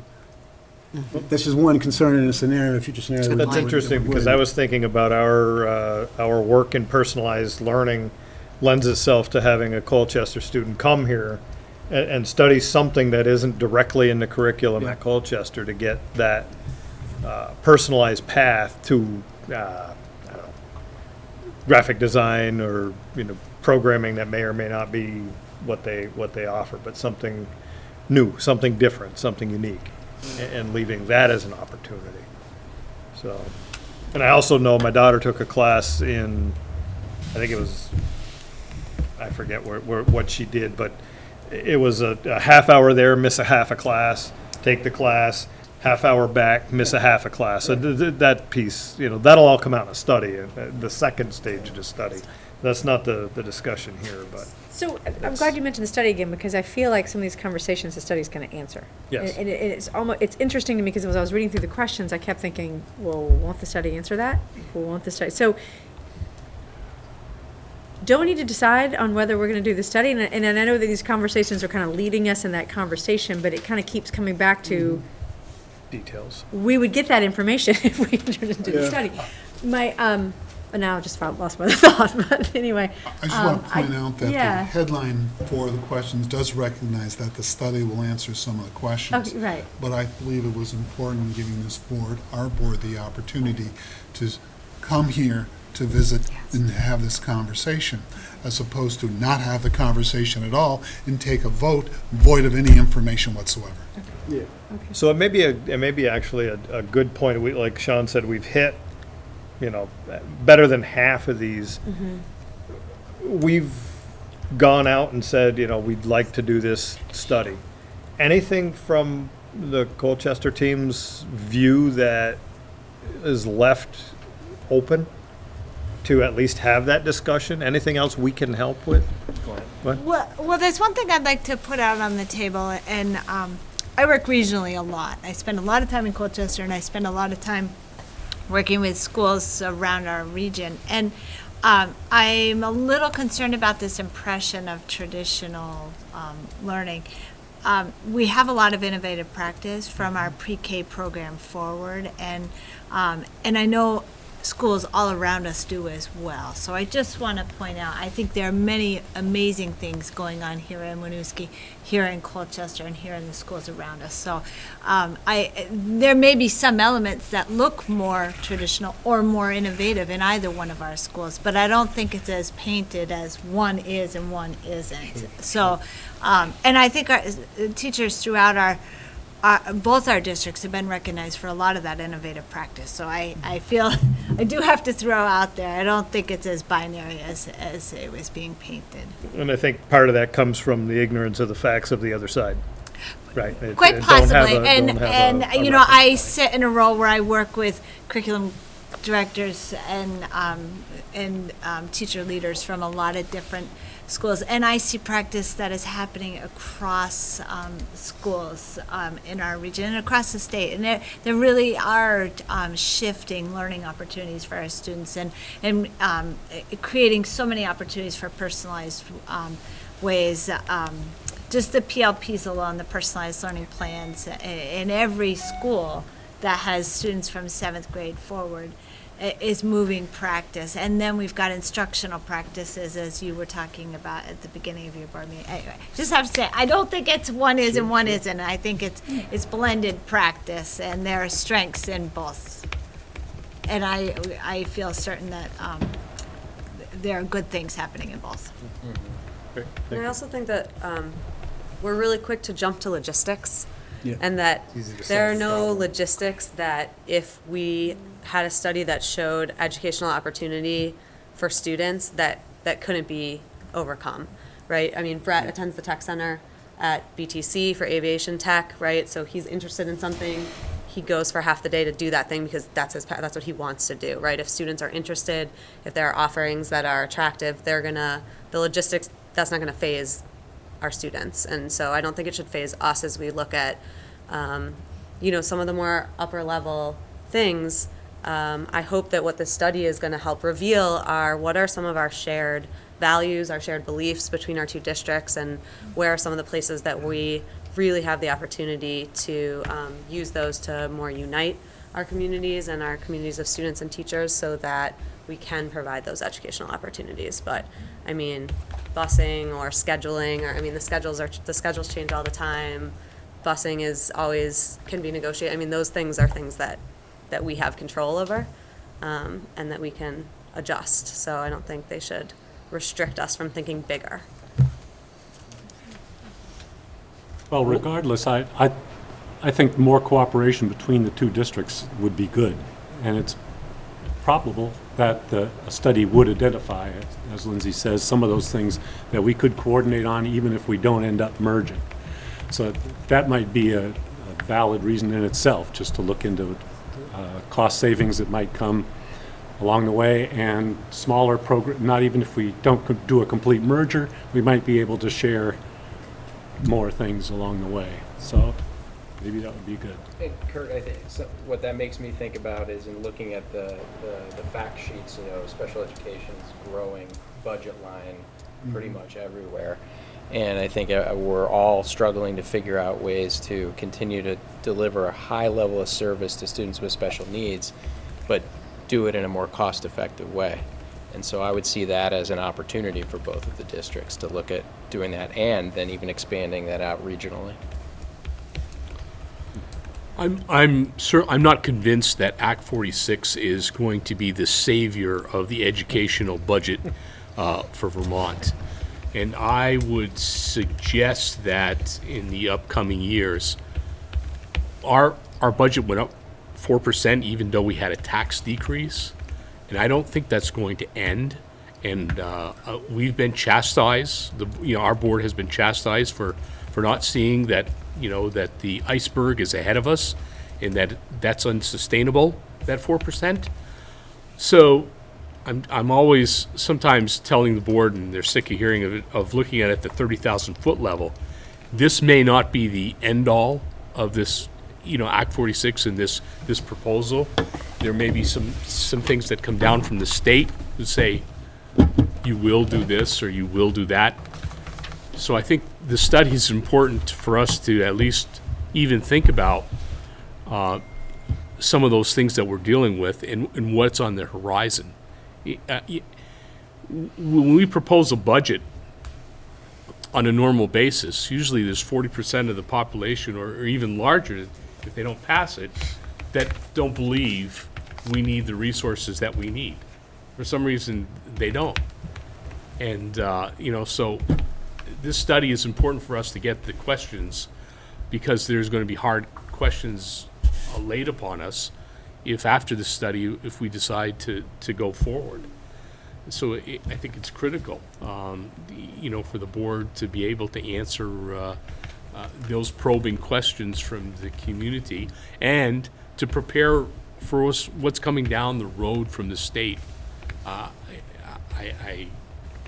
It's hard for me to understand or what they'll do, but I don't see, without some changes, I'm not sure that we're going to be able to sustain this as we've done in the past.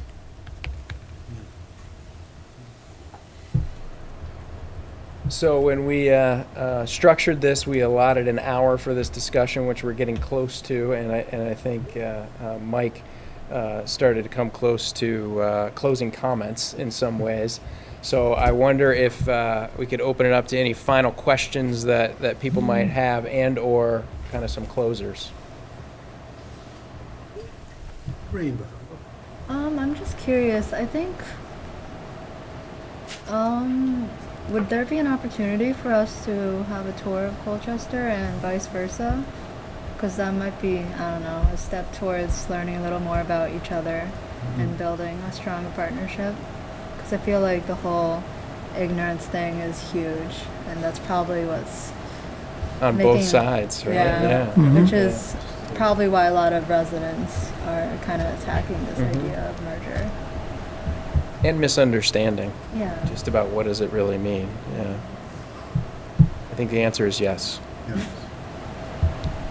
And so to that end, can you and Larry at least keep that discussion alive at some point of as who that might be, how that might happen? To June 30th. Sign Amy up with. I know Amy. Yes. Well, I think we were discussing this, I think as Larry mentioned, next week at our, we have a retreat, a small retreat, and then our board meeting, and we will be, I think, mulling this over and taking all of the discussion we've had here and moving on and see where we go. So hopefully we'll have some kind of direction for you quickly. Does our board have anything? I do. Greg? My only hesitancy right now is how much time it's going to take our staff. We're transitioning new superintendent, new principal of the high school, both of whom are very capable, but have a lot going on right now, so that's my biggest concern. And you guys have to weigh that with Yeah. everything you've got on the table, for sure. And the other thing, we've talked a lot about the tax benefits are secondary. That might be true here, but it's not going to be at the voting booth. It's going to be important there.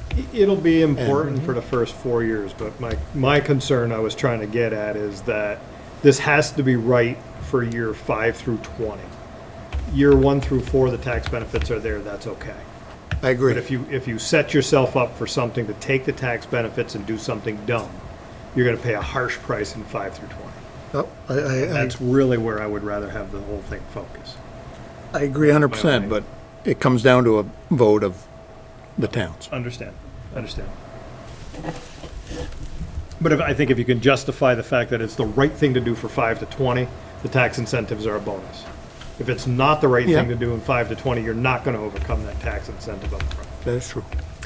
Hey, Sean and Larry, how long are these incentives on the table for, that is to say, the money for the study? So if it's not the right time for Colchester right now, because you guys got a lot going on, a year from now, is this an option, or is that money still on the table to say? Money's still on the table till what, 2019? July 1, 2019, the districts need to be operational, the merger.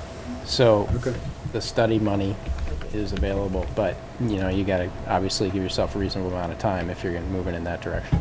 Yeah, the study money is not available until then because you got to be merged by then, right? So you Right. gotta, Merged by then. Yeah. Study Well, money's you up wouldn't to- reasonably pick up a study in July of 2018. right? Because so, you're. So really, we got about a year. You got a year, right, so Right. we got one more shot, really. If this isn't it, we got one more cycle. Right. For you guys to say, okay, we're ready. Yep. If you're not ready now. Yep. All right. Can you give me some idea of the attitude of Winooski citizens towards their schools? How difficult or easy is it for you to pass budgets? What kind of showings of support do you get? We've had, and you guys jump in when I either step across the line or, so we've had a very radical transformation over the last 5 to 8 years. We've got a lot of young families moving in. We've seen a lot more voter turnout. We've seen a lot of younger folks coming out to vote. We've seen a lot more support in the budget. We are being held to a very tight standard, but we've seen the support when we do put a budget forward. It's been, 7 or 8 years? 8 successful budgets? Yeah. And one of them was in the 8.5% or 7.5% range. Yeah. So it was, you guys had one recently with about 8.4, and, those are the kinds of things that you get a lot of pushback from the community, and rightly so. But I think we've gotten a lot of support. You guys' thoughts on a radical change in this community? Yeah, we go out into the community and do a lot of work with talking just about what we are doing as a district, so that there's no, like, they know as a board, we do everything we can to keep the costs as low, and that we don't really go after anything that is not necessary to continue going with what we need. So we've had great support, I think. Yeah, and we've also involved the community in all the high school redesign that's been going on. So the community helped us design the graduation expectations that run our whole organization in a way, and they also wrote our end statement. So they're, at least aware of, and we've used their information to help guide what's driving our governance and what's driving this organization. Yeah. So a lot of community engagement. So, and I think we are really aligned with the city and the city's efforts in our after-school programming, in our services that we share, and just in our community buildings. I feel like we're firing on all cylinders right now as there's more and more engagement from these different actors that, writ large, are sort of community with a capital C. That's not so subtle point that we didn't get to, and I'll get right to you in just a second, is that with the city runs an after-school program. They now do it right in the building. They take over seamlessly for the school transition, and then the city runs it. And we've done summer programming done out of the school in the school area. So there's a very conscious effort not to duplicate effort between the city and the school, and to open up the space and the time for those things to come together. Is that done under Parks and Rec or something like that, or is it? And really cohesive, like we're meeting our community on educationally as well as outside this building. So it's the whole city, we're doing it together. We also have joint school board and city meetings, so city councilors, and we sit down. And we present our budgets twice together. And we present our budgets We're together. to the point of having some training to the city staff, so that when the students are transferred to the care of the city folks, they hear the same words that the teachers and the staff in the school are using. It's the same type of environment, so it's gone real that deep. So, sorry, we had a question out in the back here, sorry. Thanks. I'm Jason, I'm from the Colchester Sun. I just wanted to ask the Winooski board members, we've heard a little bit from the Colchester board members about what they've heard from their constituents regarding the study and the idea of merging. Have you guys heard from your constituents about the idea and what they think about the study, doing the study, and the potential merging with Colchester? I've had a couple of questions, and they both of them have been around what is the benefit, without judgment of a vision of their vote one way or the other. And most of it, the simple answer I keep coming back to is opportunities for kids and benefits for the community from a financial perspective. And I don't know if you guys have heard anything else. I don't get that much. Been relatively quiet. We pump it into the school newsletter, and Yeah, I've heard of one concern of the identity piece, losing the identity of the Identity and And I culture. think because over the last 5 or 6 years, we've become such a cohesive, community that there's that. But it's light. But I think, again, the study reveals a lot of information. Thanks. all right, great. Anything else in closing? I greatly appreciate you guys coming over. Yeah, I think thank this you is a great for spending step time. forward, rather than saying either no Likewise, or William. maybe, without having the education. Yeah. It's way worth it, even just this discussion. So, Yeah, thanks for coming down. appreciate it, your consideration of being. That's it. Thank you. Thanks for having us. Thank you. Thanks for coming. Coming by. Thank you. You too. Yeah. Nice meeting you. Yes, to meet you. Yeah, we'll take just a 3 or 4 minute break now. Thank you. Good luck. So, it's May, and Whoop whoop. every single month we like to do something funny with the title. So, because prom's coming up, we did the title May I Have This Dance. Lovely. Oh! Dun, dun, dun, dun, dun. Okay. Ladanya unfortunately couldn't make it because she's sick, and so we're unfortunate to not have her here. So I'll be taking on 2 pages of speaking, but that's okay. So, to start us off, the middle school, high school arts teacher, Jessica Bruce, put an art auction, hosted both online and at the school. The online auction lasted from April 26th and still going on to May 26th, and an actual art auction was hosted on the 25th. They have raised $133 of their $700 goal. You can check out the art that was posted up for bid at 32auctions.com/WMHS art auction. It's on the website in case you're probably not going to remember that. Right. Next, we have the after-school percussion group hosted by the VYOA. We had 2 after-school programs in which VYOA would come over and have professional musicians work with their work with students at Winooski. And so we had a percussion group and a brass group. And it's open for 6 to 12, and we just discovered that it was a really good opportunity for students who wish to aspire to a higher playing level but can't find time, especially working with private teachers but can't afford it. And we hope to expand these programs to other music groups. For mentoring, for the past 3 years, students in Winooski High School's effective communications class has been working with students in the elementary to assist them in schoolwork. This year, the high school students worked with kindergartners, and the overall experience has been really positive. We all feel like mentoring has really helped build a connection between the high school and the elementary, and even helps create a powerful mentor relationship that could possibly last for years and years on. It's a wonderful thing with lasting benefits, so I thought that'd be interesting to throw in here because the connection between the high school student and the kindergartner is ridiculous. Like, you get so close and pretty attached to each other, and so it was emotional when we were making cards today, and we're going to be saying bye in 2 weeks. That's another cool benefit of a K through 12 system. You know, like that's so powerful on both sides. As for youth leadership stuff, on May 7th, Spectrum Youth and Family Services of Burlington, Vermont hosted a conference at Burlington College and opened up the event to students all around Chittenden County. Over 20-ish Winooski High School students, including Peace Jam, participated in this event, and one of the students even presented a workshop. Arbe Made presented a wonderful workshop about cultural awareness and overall culture, and the students had a great experience at this conference. This conference was not only planned by Spectrum, but featured a team of youth from students all over Chittenden County, including Nafisa Mohammed, a sophomore, and yours truly. National Honor Society, on May 9th, this Monday, 12 juniors were inducted into Winooski High School's Robert D. Lowell Jr. chapter of National Honor Society. There were 8 present members who were seniors who received their white and blue stoles ready for graduation, and then 12 juniors were inducted, which is a pretty high number compared to numbers in the past. That's been around 8, 9. Yes. As for all-state stuff, as mentioned in the superintendent report, 2 students, Ki Nguyen, a bass singer, and I, bass player, participate in the annual All-States Music Festival. We had beautiful performances by the chorus and a powerful performance by the orchestra.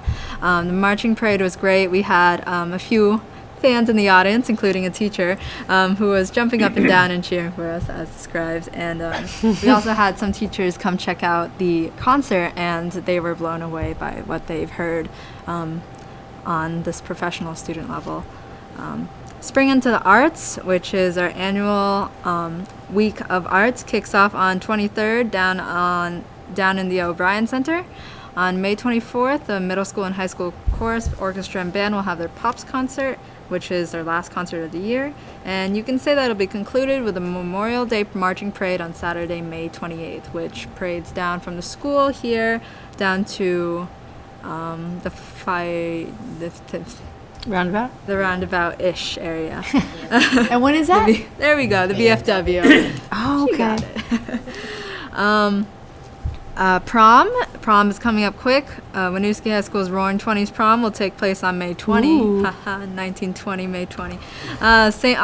Albans Historical Museum, and tickets on their sales this Friday. Many people have bought their tickets, but the prom committee is still hoping on getting more people for a lovely 2016 prom. And as you all know, seniors must graduate proficient, similarly to the 6 GXs, and in order to showcase the critical thinking and problem-solving GX, seniors in the McQuinn and Clark government class are working on a critical thinking and problem-solving project where they must identify a problem in Winooski and take steps to fix that. First, they must learn about all the laws behind the problem, then create steps to fix that problem using their knowledge of the situation and the laws. They must also contact 3 community members, which can be anyone that is a specialist in the field of the student's problem, and students have created websites to showcase their problems and will present them at Junpo. unfortunately, LaDonya's not here, but she had a pretty cool idea about education and the whole economic diversity background, especially with test scores. And she, one of her community connectors was the one of the Secretary of Educations, the Deputy Secretary of Education. Oh, that's great. The Winooski Program of Studies has released for the high school today, and students can start considering the classes they want. Kind of as described in the math presentation earlier today, among the most interesting classes are some semester math courses dedicated to specific math topics like cryptography, microeconomics, wealth and poverty economics, along with many others. So that's pretty interesting. Senior Expo Day is on May 27th. Seniors will be presenting their senior projects that they've been working on since last summer for graduation. This will be a half day for the rest of the students, hooray, but good luck to the seniors. Spring sports are also up and running with a nice turnout of players in each sport. Middle school track had a meet today at Mount Abe. They started on the 11th. High school track has a meet on the 14th at U32, and they start at 10. Middle school softball and baseball have a home game against Mount Abe on the 12th, and they play at 4. And varsity baseball and softball has a game on the 12th at BFA Fairfax, and they start at 4:30. Junpo, which is the second expo week of the year, will be taking place in the week of June 6th, which is the last week of school. Kindergarten and 5th grade graduation is around June 7th, June 9th. 8th grade graduation is June 9th. Senior graduation is on the 11th. And one more final thing, there's kind of a surprise that happened this Saturday concerning this relationship between Arkansas in Vermont.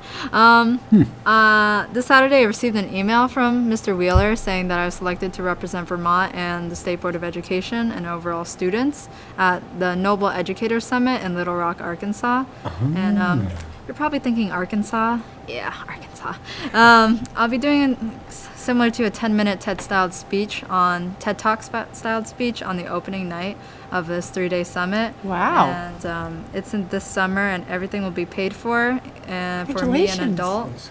And I'm either hoping I'm bringing Miss Holcomb, Secretary of Ed, or one of the teachers, Lucas Dunn. Wow, rainbow. That's wonderful. Congratulations. Did they give you a subject for your talk, or? I get to pick subject, but it's more on like very student voice focus, because they were really wanting to look for a presenter who was a student and presented their story on student voice, and they were interested and inspired by the story of how to become a student representative on the State Board of Education and being a voting member, not simply just a non-voting member, actually being able to make decisions. Right. So they somehow found us, Arkansas, Vermont, yeah.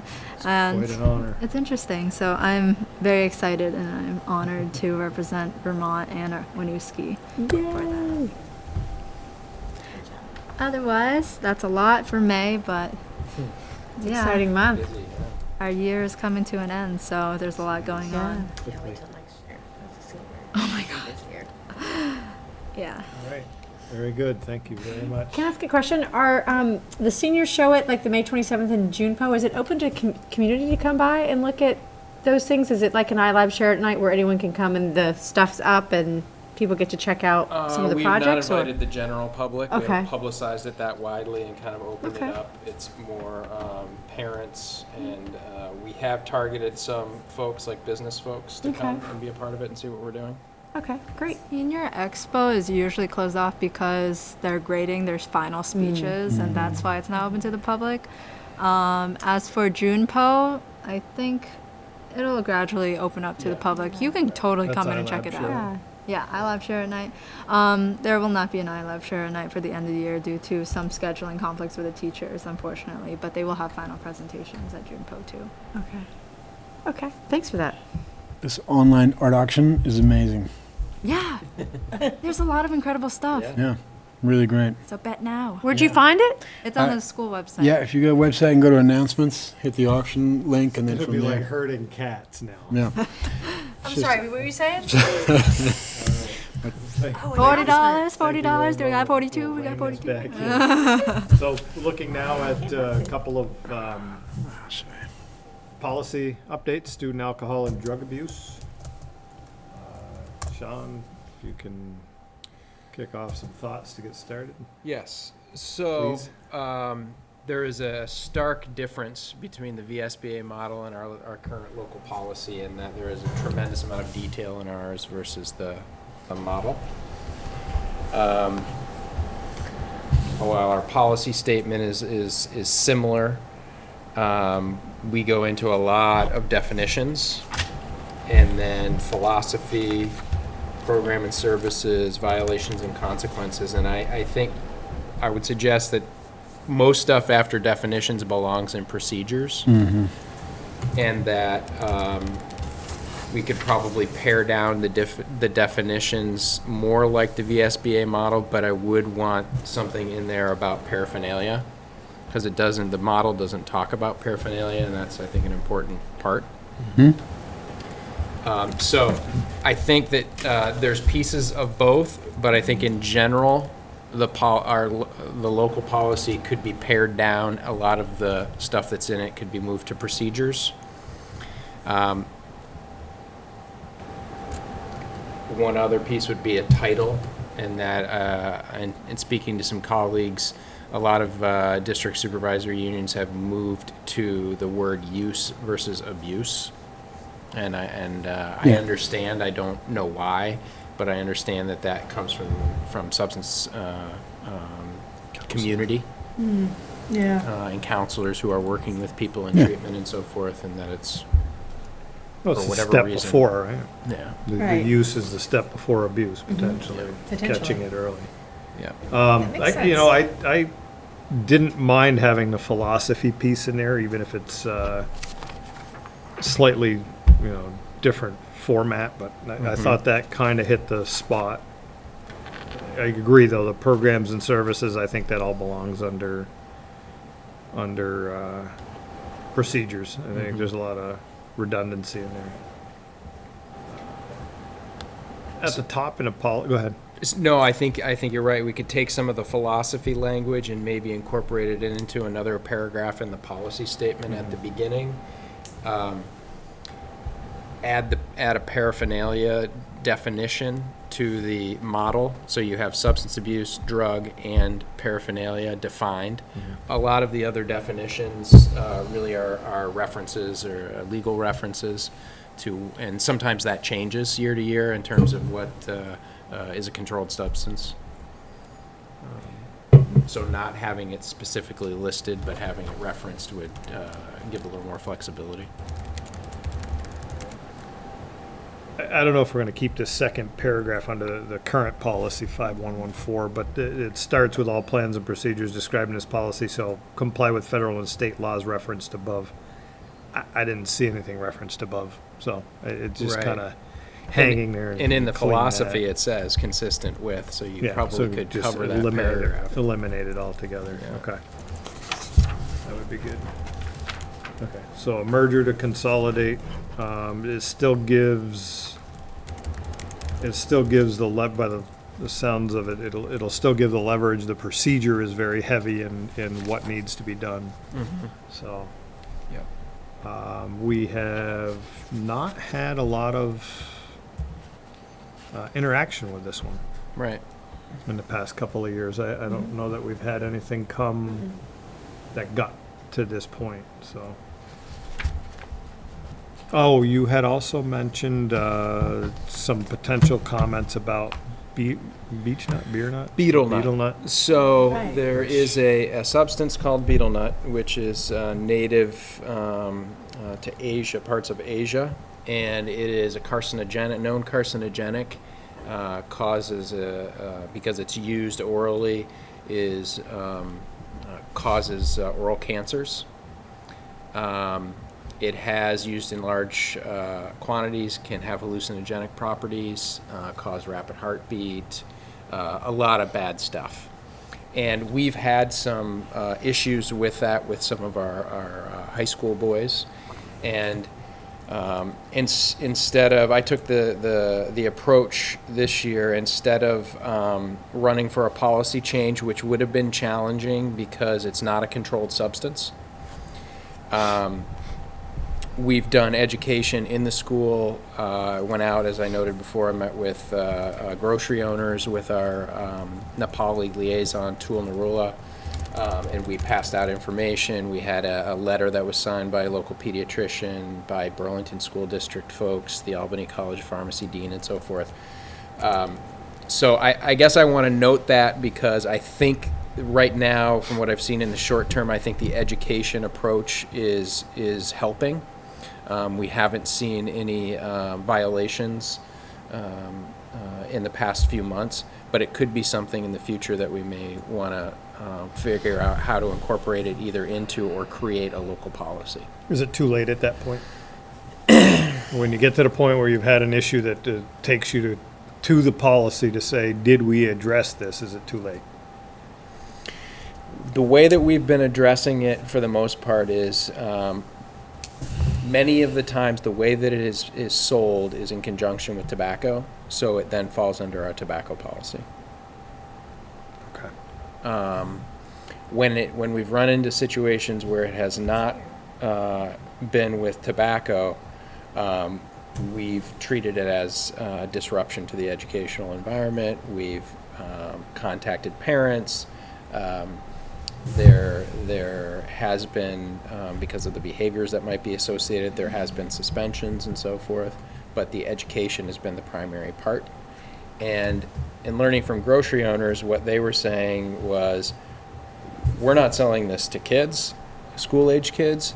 We think what's happening is that older folks are using it and it's in the home and the younger ones are getting it. Mm-hmm. So I think that is a big part of the educational piece, and my experience, particularly with the community that the students are coming from with this issue, is that when we talk to the adults in that community, that they manage it well.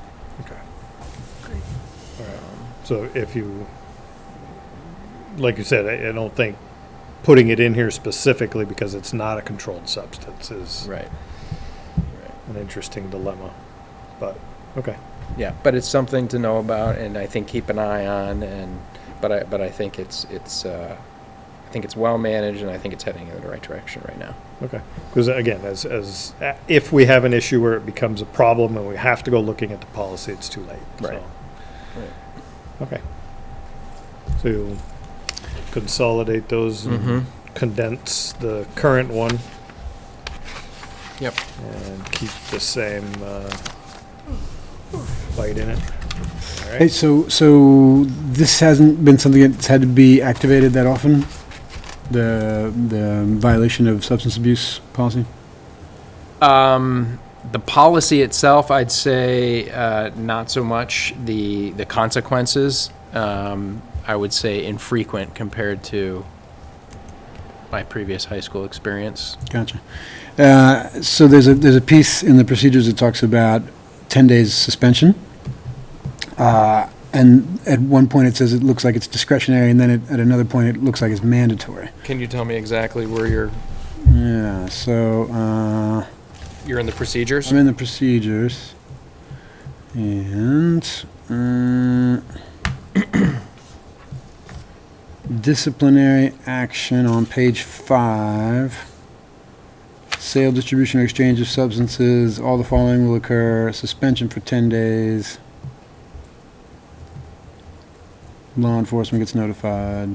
Referral to SAPs.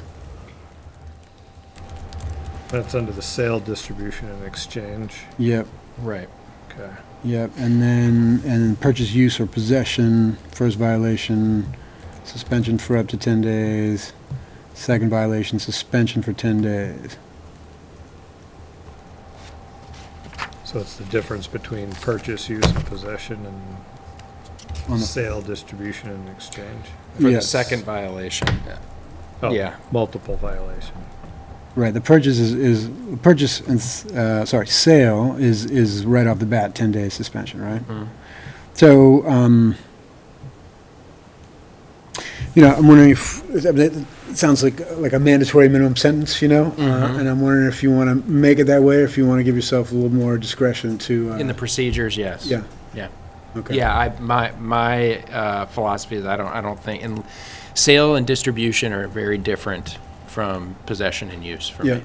Yeah, they certainly are, although if there's addiction involved, they're not that separate, you know what I mean? So I would be concerned that we would be suspending without the ability to, use your discretion about what the situation is. Right. Yeah. And so while I know it's in procedures, which is not our business, I do know that overall,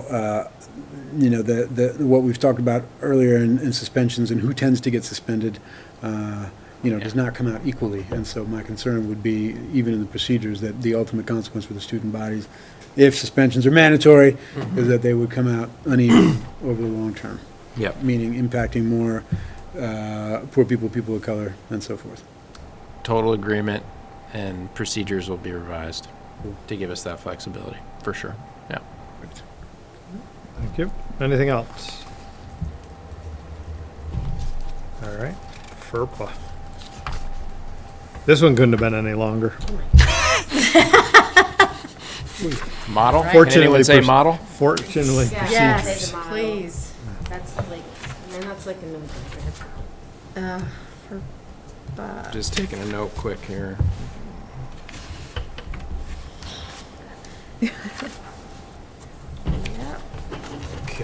let me get my notes together on this one. 11, 12, 13, 14.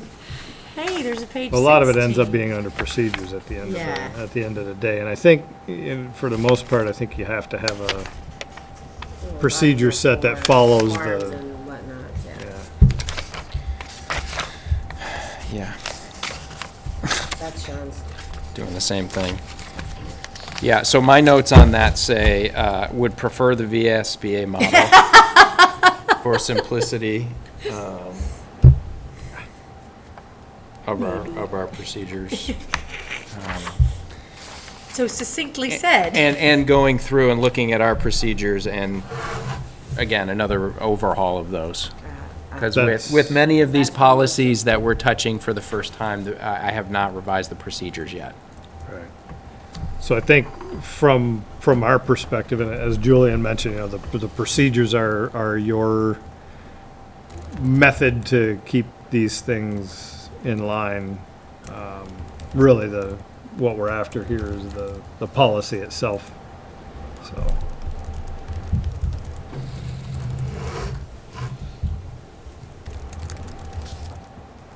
All right. So any. Yeah, so my recommendation would be to go with the VSBA model. Okay. It hit the need. So. All right.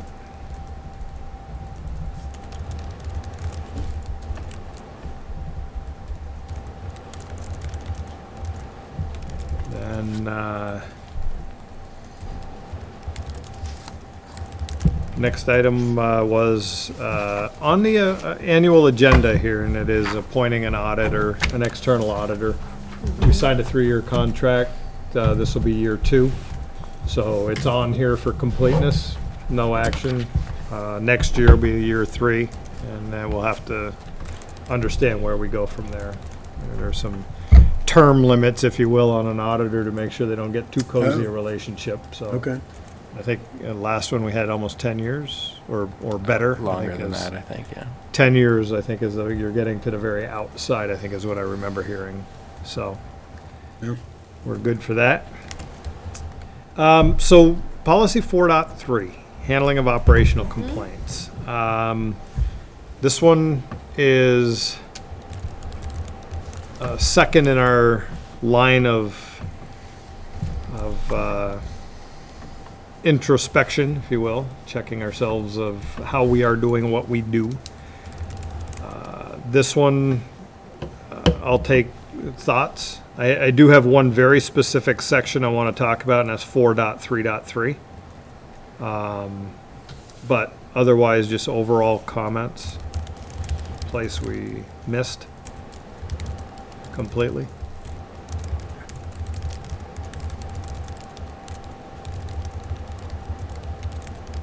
So this is really about ensuring that the actions that we take as a board ensure that the operational complaints get a chance to be surfaced through the proper channels, teacher, principal, superintendent, before they get to the board, without us trying to do that. Sean, I referenced you in here. We had a discussion about it, I think 2 months ago, actually, and I think what we'll do here for completeness is a very brief letter to confirm that when we say that you have concurred that we haven't done these things, or we have done these things properly, that we just at least have that in there for, again, another board, another superintendent, another measurement, and we do it that way. But I would like to take section 4.33.3 says if the internal protocol has been followed and the concern has not been resolved through that action, the board member shall explain to the individual that the board has delegated certain responsibilities as a superintendent and that the board holds the superintendent accountable. Indicate that the superintendent will be asked to ensure that the matter is looked into and respond directly. It seems to me, given the thought of that, it's just abdicating all our responsibilities, period. At some point, some of these things are going to get here. Yeah. Well, and what I thought you said is that it doesn't make sense to have that if we have 4.3.6, which is to say, when you're not satisfied, then you can request a meeting. If you've done all those things that we told you to do and you're still not satisfied, then you get to request a meeting with the chair. And I mean, that makes fine. Yeah, I just thought that was an open-ended loop that never ended bringing anybody back. Yeah, well, and they contradict each other too. So 3.3 says, not my problem, and 3.6 says, did you do all the things I told you to do? Okay, now now we can talk, right? Okay. So this falls into a bit of a gray area. Normally, we would just accept this and move on as our interpretation.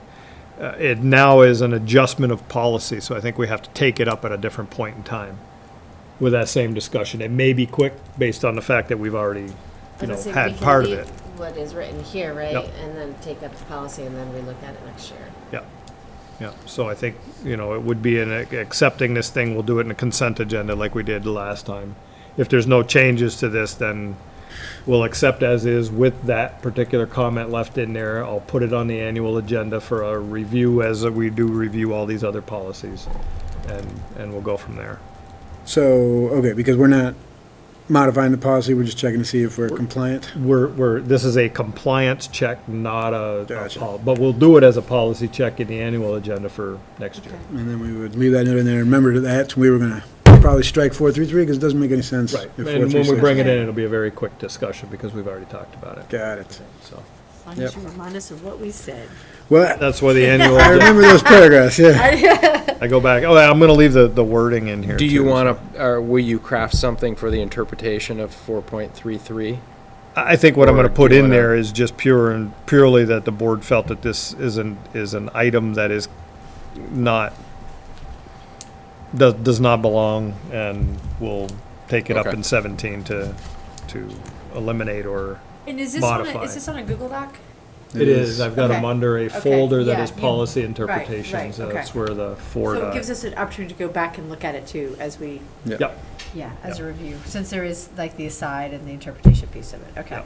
Yeah. So I'll adjust that and we'll put it into the consent for next time, but I'll put a little bit of different verbiage in there. Whoops.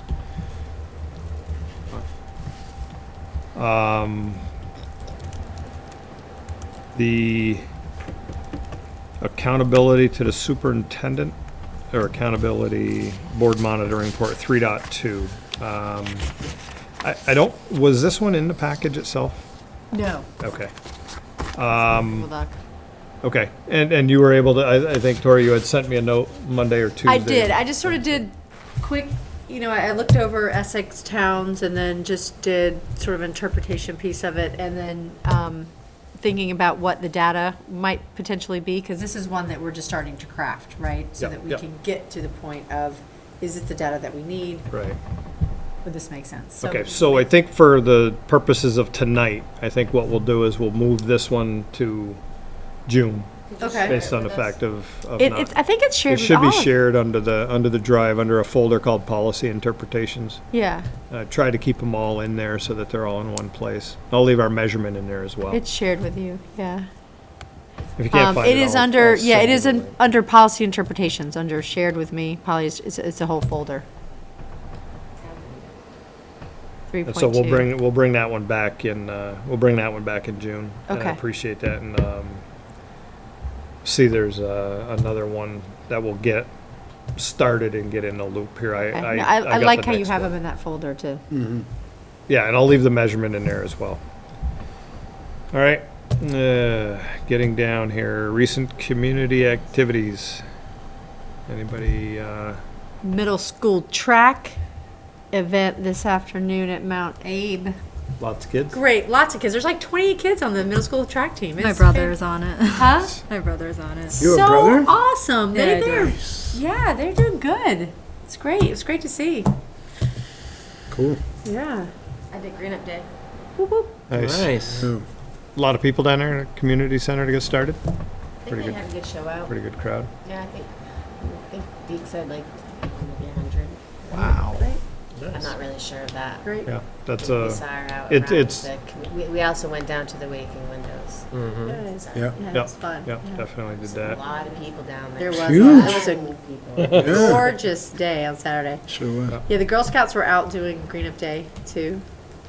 Yeah, there was quite a few people. There was a lot of them. Yeah, a lot of them. We took an area nobody goes to. So. Yeah. There was an amazing event at the skate park a couple weeks ago that the city put together. It was like a skate competition No way. for little kids on up to the adults, and all the city vistas were there, spooning out Ben and Jerry's ice cream. There was music, there was Oh blood my donation gosh. stuff. It was like everybody was at the When park. was this? Weekend before last, I guess. Okay. Weekend before Weekend Windows. Wow. Yeah, really great, just packed. Landry Park was booming. It was That's amazing. fabulous. Yeah, really, really fun. Yeah. And I don't know if you've not seen it, the skate park is all touched up with some really great, intentional graffiti. Yeah, really nice. Key being intentional. Exactly. Exactly. Right. Well, great. List of and sorry, just a little no, parenthesis, but Sean has put together a couple of soccer clubs for under 14 and under 10 boys and girls. At least girls have an under 10. Do they have an under 14 too for the girls? No, Okay. just the boys right now. Yeah. So there's an under 14 boys team and two under 10 rather, boys and girls team. That's the first time for Winooski, I think. Yeah, and it's all part of building that like youth sport continuum, and Yeah. we've started with soccer because it seems to be a lot of kids want to be involved in that. Yeah.